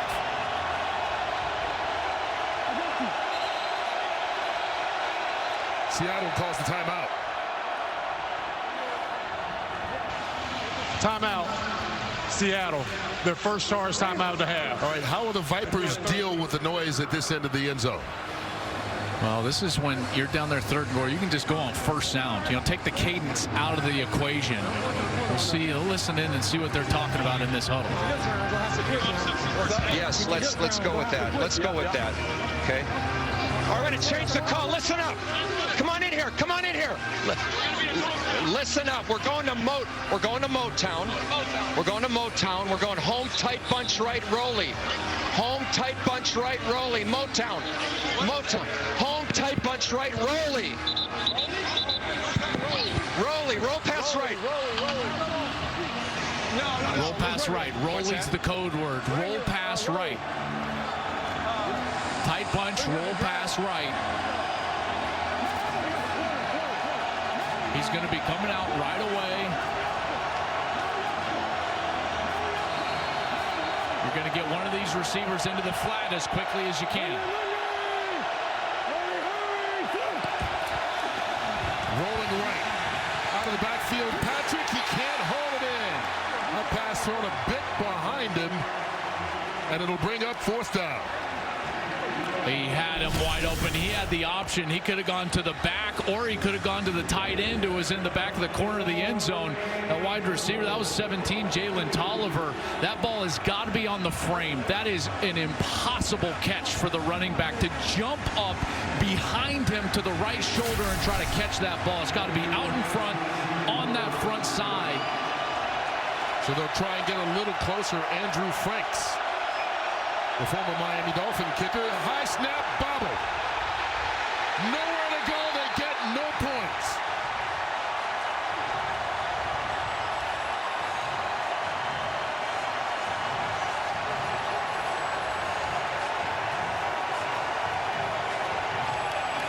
Nick Moore, the long snapper, snapped that one way too high, and it was trouble from the beginning.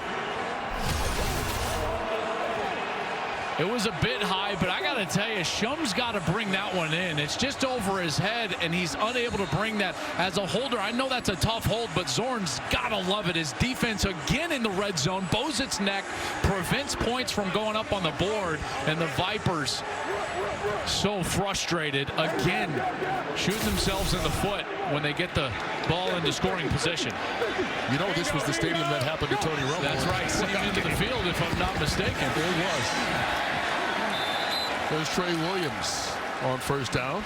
I'll say that the snap for Tony was better than the snap that Shum just tried to deal with there. There's Shum. And another frustrating possession for the Vipers, who still haven't scored an offensive touchdown. Yeah, and Brock, he didn't get a chance to kick that, but you've talked about this all week. Yeah. That north end zone is just a graveyard for kicking. Yeah, I think Tony Romo will tell you that was a slick kicker ball in the day, too. There's no doubt. Of course you're going to say that no matter what happens, right? Yeah, it is remarkable, guys, down here. I spent a bunch of time in this end zone. There's field suites. They are packed with people.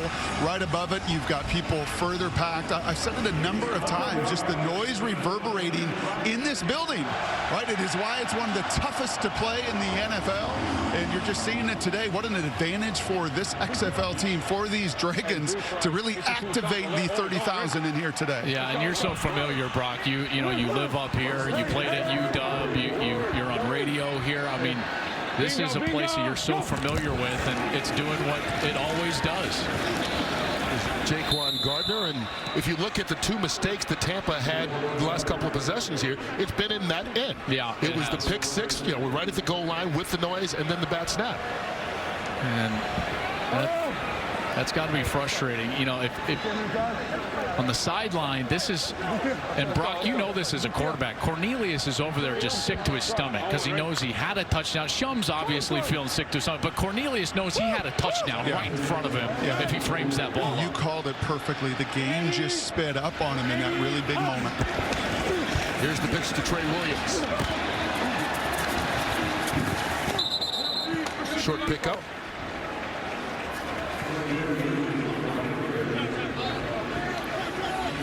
I'm interested to see if Jim Zorn gets a little aggressive here on third down. Playing with the lead now. Maybe a little bit more so than he was early on in the ball game. Hank Clatter. 21-8. Check flat. Stand strong. Hank Clatter is what I heard. He's right there. Go. Ram. Blue 80. Blue 80. Hot. Here's Silvers. Miscommunication.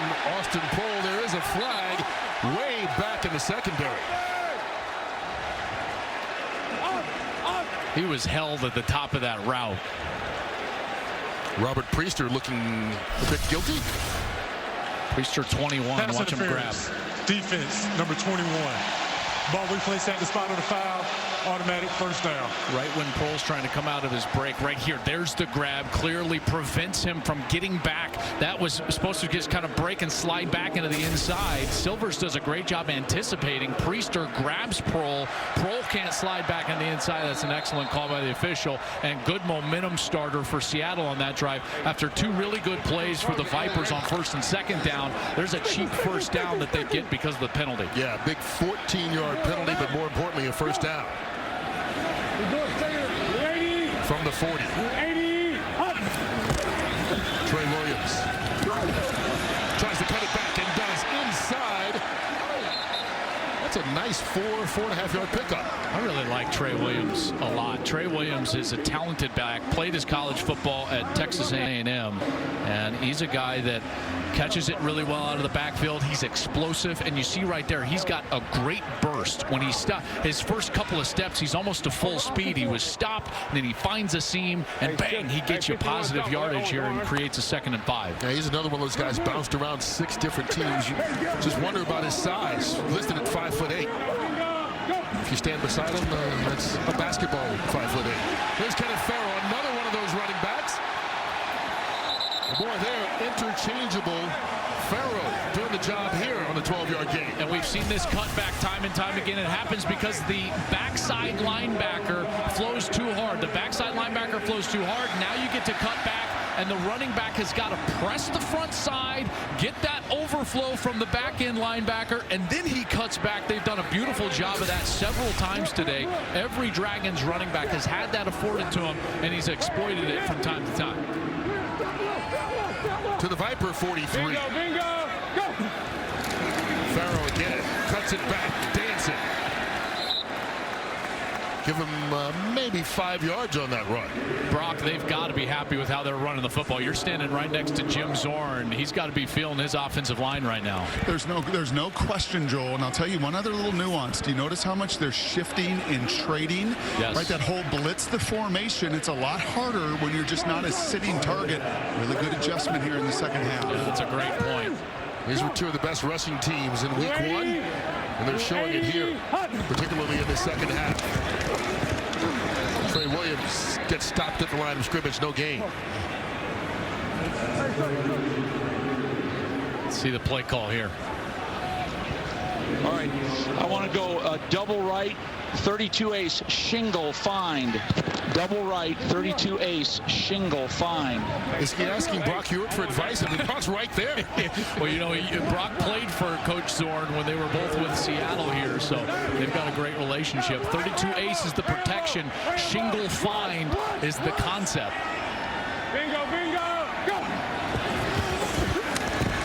Over the middle of the field, the intended receiver, Austin Prohl, but good coverage by Micah Hanneman.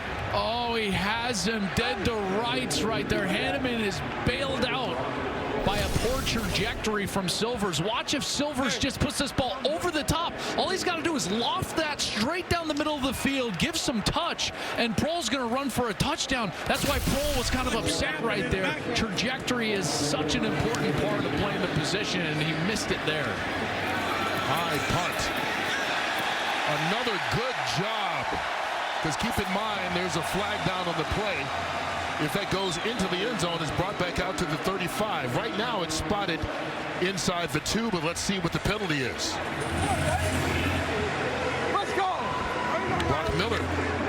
Remember, now, you can't run down the field before the kick. Everybody! Come on! And Trey Blake having discussions with that Vipers sideline, so it leads you to believe it's against Legal Seattle. substitution, defense, that penalty is declined. The result of the play would be first down, Tampa Bay. Okay, so it wasn't. So it'll be first down, way back in their own territory for Taylor Cornelius and the Vipers.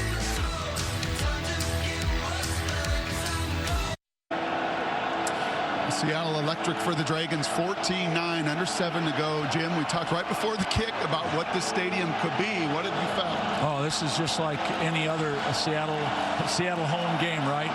We got some great fans. We got to hold them here, force them to punt, and then we got to control the ball for these last 5 or 6 minutes. How do you finish? My game plan right now, because it is exciting. Awesome, enjoy it. And the crowd's into it with the ball at the 2-yard line to start this possession.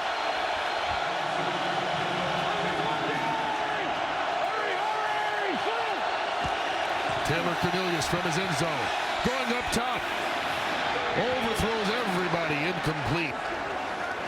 And with the score 14-9, Brock, for those that like the under in a game like this, they're feeling pretty good right now. they're feeling good, very good. And by the way, Tampa was favored by 1.5 points. So those of you that maybe live next to Brock, right, Brock? Your neighbors that took Seattle, they're feeling good, huh? Yeah, I think Coach Zorn was trying to figure out how many more run plays. Right, these call sheets are not enormous, especially early in the season.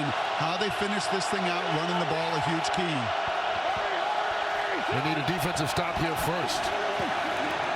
Underneath, Tanner McAvoy. Nowhere to run.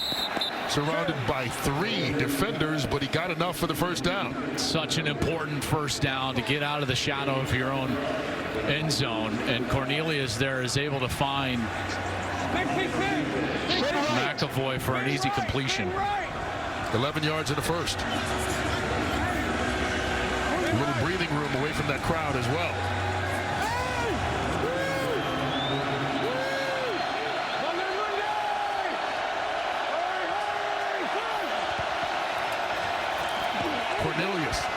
up again.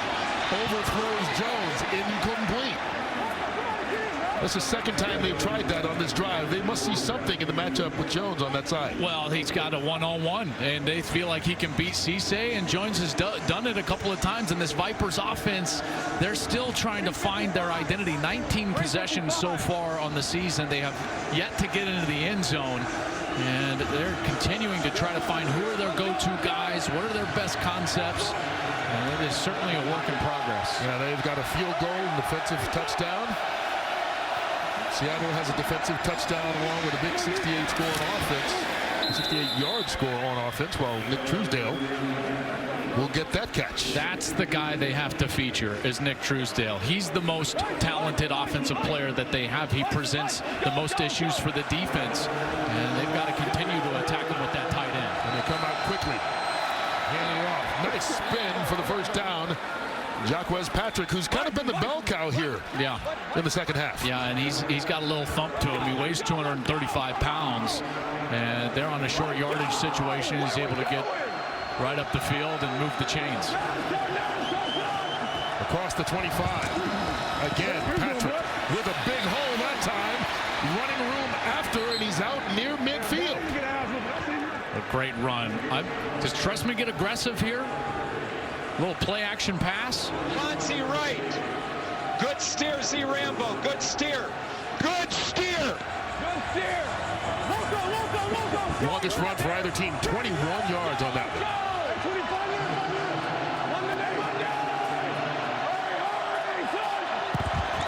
This time, Devion Smith in it, running back. Smith going to fall forward for a couple.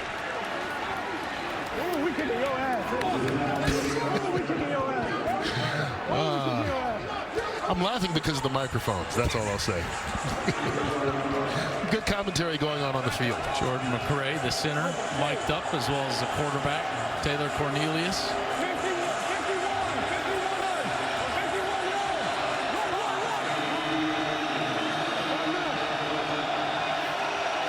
Empty backfield.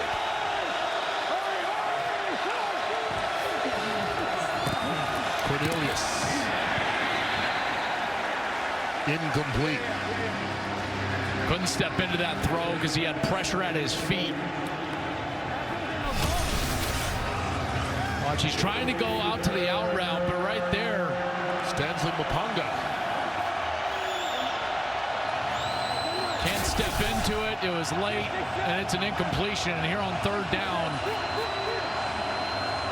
Is this that part of the field where it's four downs no matter what? It's close. It's close. There's Truesdale, top of the screen, tight end. Here comes the pressure. Cornelius once again going for Jones, and once again incomplete. We got to kick it. We got to punt it. All right, let's go. Let's go take a time. Yeah, let's do that. Timeout. Timeout. You could hear the indecision from Mark Trestman, so wants to just settle down and have a talk about it. Yeah, that's a good call to call that timeout. Any indecision, you've got to take a second and think about it. 2 minutes, 50 seconds left. Can Trestman and the Vipers take the lead? We'll find out. That's our best call. That's our best call. Okay, here we go. All right, here we go. Listen up, listen up. It's going to be dribble right, fake 63, ex-Milwaukee wide branch, ex-Milwaukee wide branch.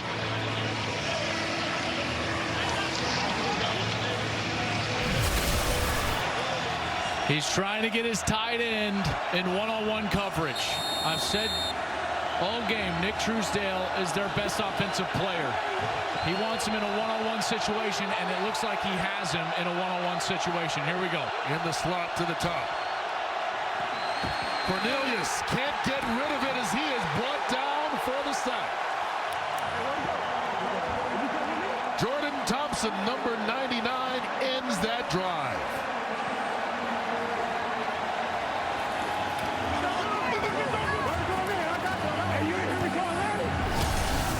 Look as all the defensive players are stood up, and then at the last moment. Thompson, he's going to hit the center, and then the center disengages. Jordan McRae there makes a mistake. He's got to stay on that block.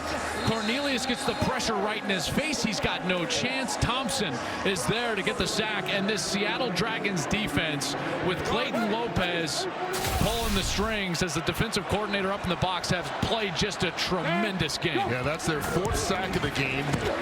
They've also got an interception for scores. Kenneth Farrow takes it on 1st down. Nice gain of 12 yards on the run. And this is where the Vipers need their defense to come through. That's right, and the run game for Seattle has got to be big. Remember now, it's not your normal 2:25, 2:24. At the 2-minute warning, we're going to change to the 2-minute warning clock rules, and it's very tough to just bleed the clock out. So Tampa's likely going to get another possession. Seattle's got to be thinking points here, not just drain the clock, but points on the scoreboard as well. Yeah, a field goal would keep it a 1-score game. A touchdown would make it a 2-score contest. 2 minutes. Jaquan Gardner, gain of 4. And that takes us to the 2-minute warning. 2 minutes left. The Dragons trying to put it away. The Vipers, whose defense has played so well all day long, hoping they can get one more stop so they can get the ball back and do what the Dragons defense did on that last possession.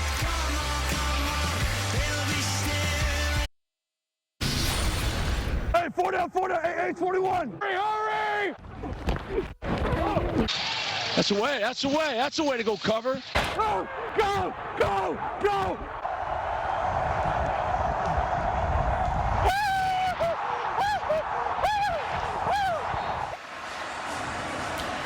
Those of you watching at home and the just under 30,000 assembled here in Seattle have had a good game, particularly in this second half. As we reach the 2-minute warning, the hometown Dragons up 14-9, trying to seal this away. The Vipers trying to keep it a 1-score game if they can get a stop or a field goal here. Inside 2 minutes, Trey Williams, and he is stopped by Nikita Whitlock. And the rules will change just a little bit. They're flags with all the extra pushing afterwards. Marcellus Branch laid a big hit while Whitlock had him wrapped up. I wonder if the penalty was actually for the hit by Branch. See how as he came in with his head lowered towards the head of the ball carrier. Personal foul, illegal use of the helmet. Defense, number 35, for leading with the crown of the helmet. Penalty is half the distance to the goal, automatic 1st down. That's exactly what it is.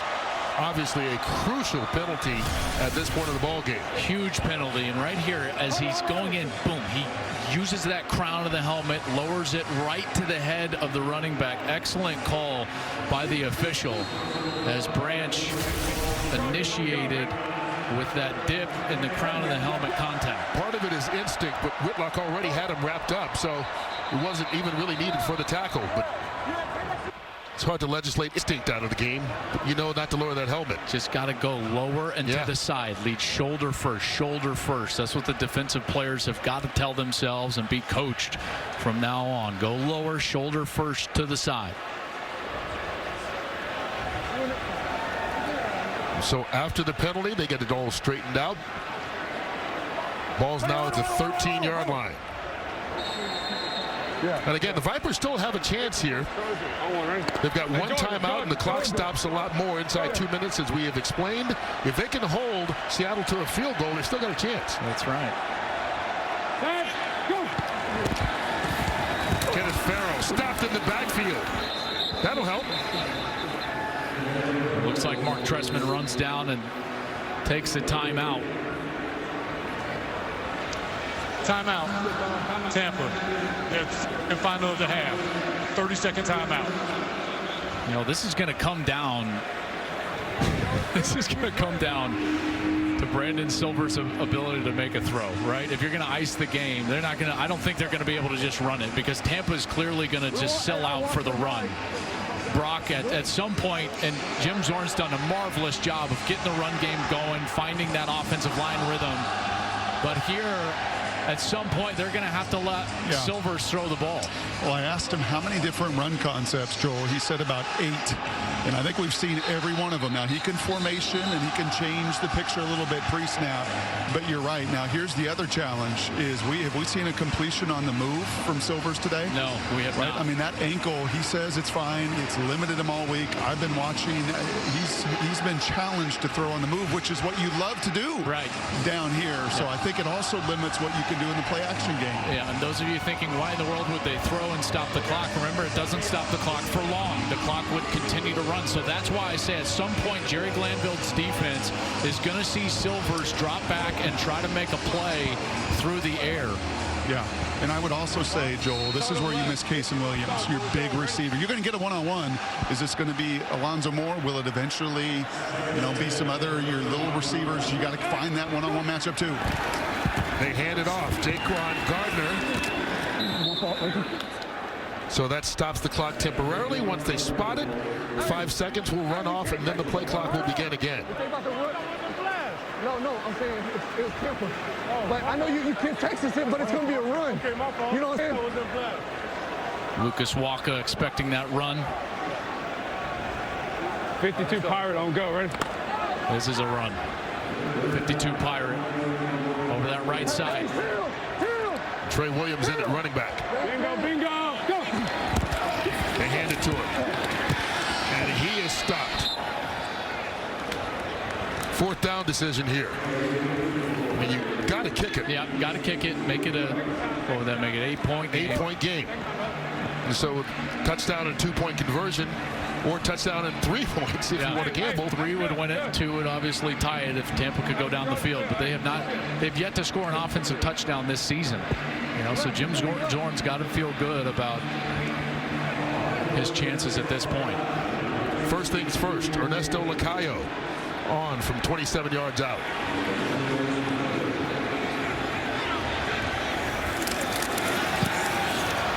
Drifting just inside the upright, and the lead is now 8 with 1 minute 2 seconds left.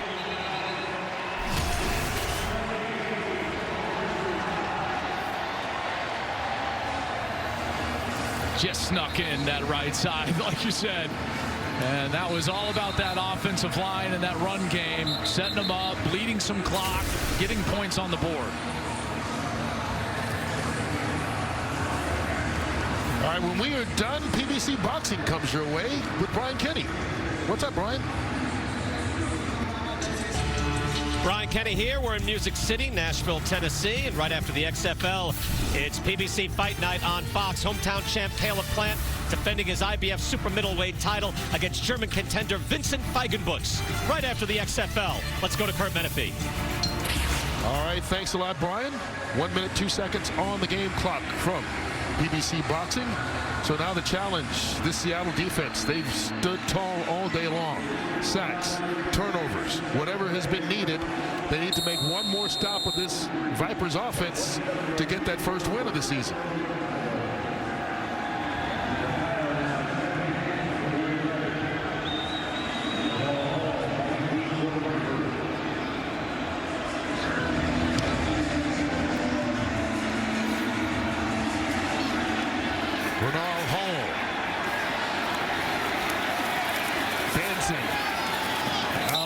The 30-yard line.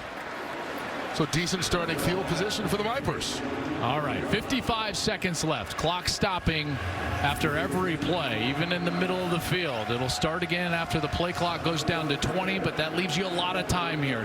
Taylor Cornelius has the ability to work any part of the field, which also means that that tight end is a threat. And I've been talking about it all day long, but Nick Truesdale is certainly their best player. Daniel Williams on the outside, 81. We want him in one-on-one situations as well. Cornelius rolling and looking. That one almost intercepted. Kyle Cairo got a hand on it, but it falls incomplete. And that little bit of pressure spooked Cornelius, and Trestman's got to find something again. Tampa has yet to score an offensive touchdown on the season, and they desperately want one here. This is where you go back, just like week 1, to the miscues. They have the missed field goal, which was on a botched snap. They throw a pick 6. And that's 10 points right there in a game that you're down by 8. And had another red zone possession as well.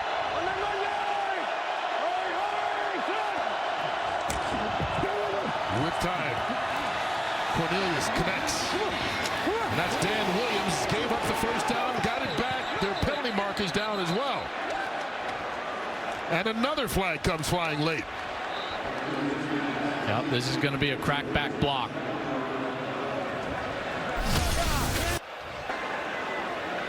Watch here, 24 right there, bang. He's got to approach from the front. That's Devian Smith, the running back.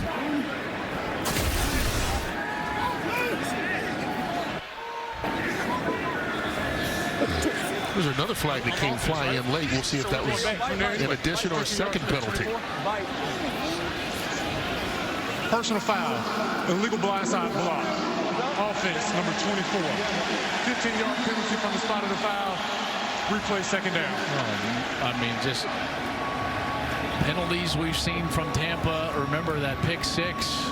Part of that was the fact that there was a personal foul right before that play. It set them up, you know, right in the shadow of their own goal line, and the mistakes now in each of the first 2 weeks for the Vipers. I mean, this is just like last week. They've outgained Seattle, yet they're down on the scoreboard because of the miscues.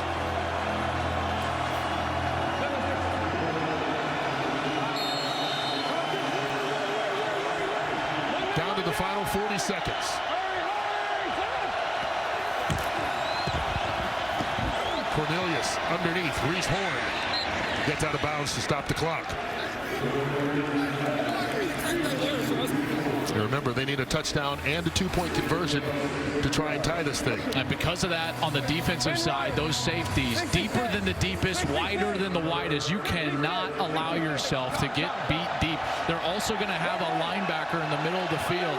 He's going to be taking off right down the middle of the field most of the time right there.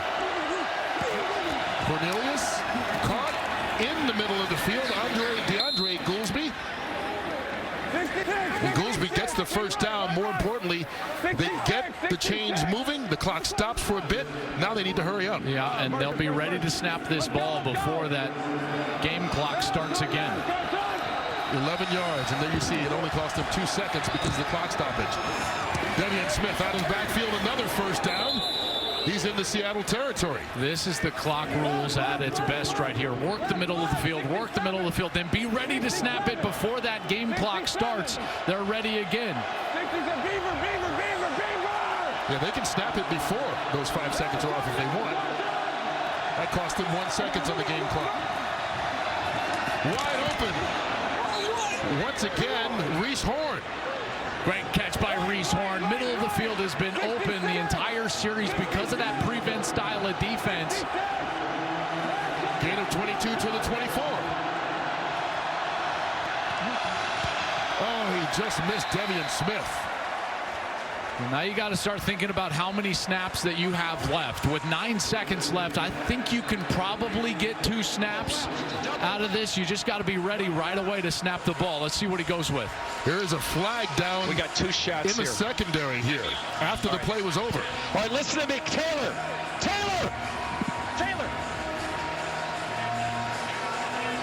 This will be interesting to say the least. Double left, 79 yoga, double go. You got it? There's no foul for illegal substitution. Result of the play is an incomplete pass. It'll be second down.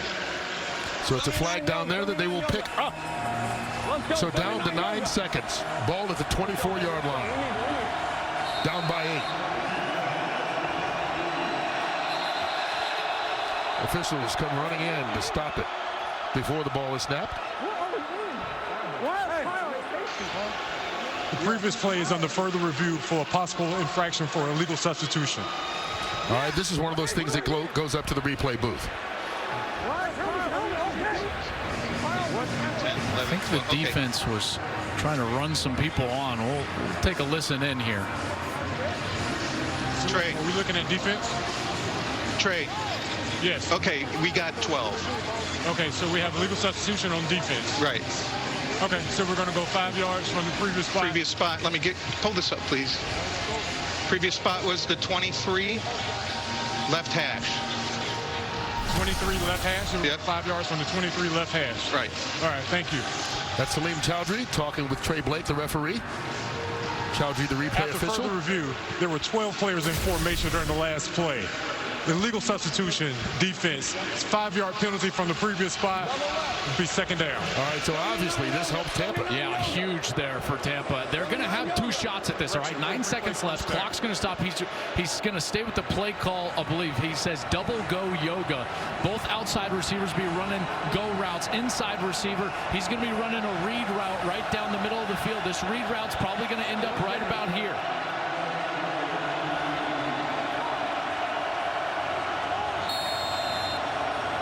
Going from the 18-yard line. They need to snap this. Cornelius towards the end zone. Flags fly. Williams caught it. Touchdown, Tampa. Unless it's an offensive penalty. It looked like Williams pushed off there in order to get the room. Offense, number 81. 10-yard penalty from the previous spot. Replay first down. Now it's 1 shot, 4 seconds left. Williams definitely extended here. Watching the back of the end zone. 2 hands on his back. Definitely pushes off Jeremy Clark in order to get the room necessary to get that ball and bring it in. And now Cornelius has to throw it into the end zone. This is it. 4 seconds.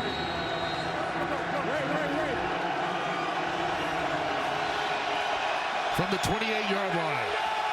This is the ball game. Cornelius. Towards the end zone. Intercepted. Game over. Kyle Cairo finishes it off.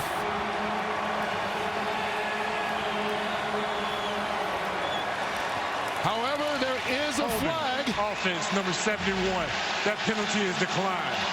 It won't matter. It's offensive holding until the game will end on another interception. And once again, this game has been all about defense all day long, and it finishes with the defense making the stop and sealing the victory. There's all the Dragons lined up deep in their own territory on the goal line. Cornelius is trying to buy some time. He's trying to fit this into the back of the end zone. Cairo is right there, and the Dragons defense again with a great play. Cornelius had that great series right down the field, gave themselves a chance, but ultimately it's Coach Jim Zorn and the Seattle Dragons who are going to win their home opener. Well, it feels like every game in this stadium goes down to the wire. Good game. Good game. Every game in the stadium seems to go down to the wire. No different today. Oh, it's unbelievable. Just nerve-wracking at the end, huh? But our fans were great. They support us. They yell when they need to. And our players were resilient. Even though we were behind, we came back to win. I can't believe it. I don't even know what happened yet. What did you learn about your team tonight? Just that they came to play the whole game, and that's what we talked about last week. We never gave up last week. It was very intense at the end, and I just learned that our players are willing to finish. Right? They're willing to finish. We got to do a little bit better job of not having 12. Everybody wants to play, so we have 12 guys on the field too many times. You're in this ring of honor for your 20,000 yards you threw for, yet you ran the ball and you played defense today. Yeah, we our game plan was really it was solid. It was sound. Our defense is stellar, and we shut them down, gave us a chance to keep the ball. Our running backs, all 3 of those guys were just carrying it well, and I can't think enough about our offensive line. Blocking. So, I'm just kind of in a daze right now, just thinking about how intense this game was. You wanted this opportunity. I've known you for a long time. You wanted to coach again. You were not done coaching. You wanted the chance to coach. 30,000 came out to support you. What are you feeling? Oh, I just feel I'm humbled by so many people coming out to watch us. But they saw a great game. They saw great effort. They're going to get to know some of these players now. Our coaching staff does a great job in preparation. Couldn't be more excited. Congratulations on win number 1. Kurt and Joel? Well, he did it with defense. They got 4 sacks, 3 interceptions, including a pick 6, and win number 1 in franchise history for the Dragons. Back to wrap things up here in Seattle right after this. And so XFL Saturday number 2 is in the books. Tomorrow on Sunday, the Dallas Renegades and LA Wildcats will face off starting 3 o'clock Eastern time over on ABC. Meanwhile, on FS1, we'll have the undefeated St. Louis Battlehawks against the undefeated Houston Roughnecks. That starts at 6 p.m. And hopefully the crowd is as entertained as the one was here in Seattle. Just under 30,000, and the hometown team won 17-9. Joel Klatt in a game that we saw really good defense from both sides of the football. We really did. I thought this game really comes down to 3 things if you're watching at home. The first was the run game. We had 3 running backs for Seattle, each get over 10 carries. They had 31 carries on the day for 117 yards. That was great. Keenan Reynolds, a great leader, played at Navy. He jump-started it with a huge touchdown. And then if you had Seattle in the under, you're a winner, baby. You certainly are. All right, that does it for us here. Seattle gets the victory, scoring the final 14 or 17 points of the game, and they win at 17-9. They cover, and the under wins. Seattle's now 1-0 on the young season. PBC Boxing comes your way next. For Joel Klatt, Brock Hurd, and all of our Fox XFL crew, I'm Kurt Menefee saying so long from Seattle. Catch the game tomorrow on FS1. We will see you on Fox next Saturday.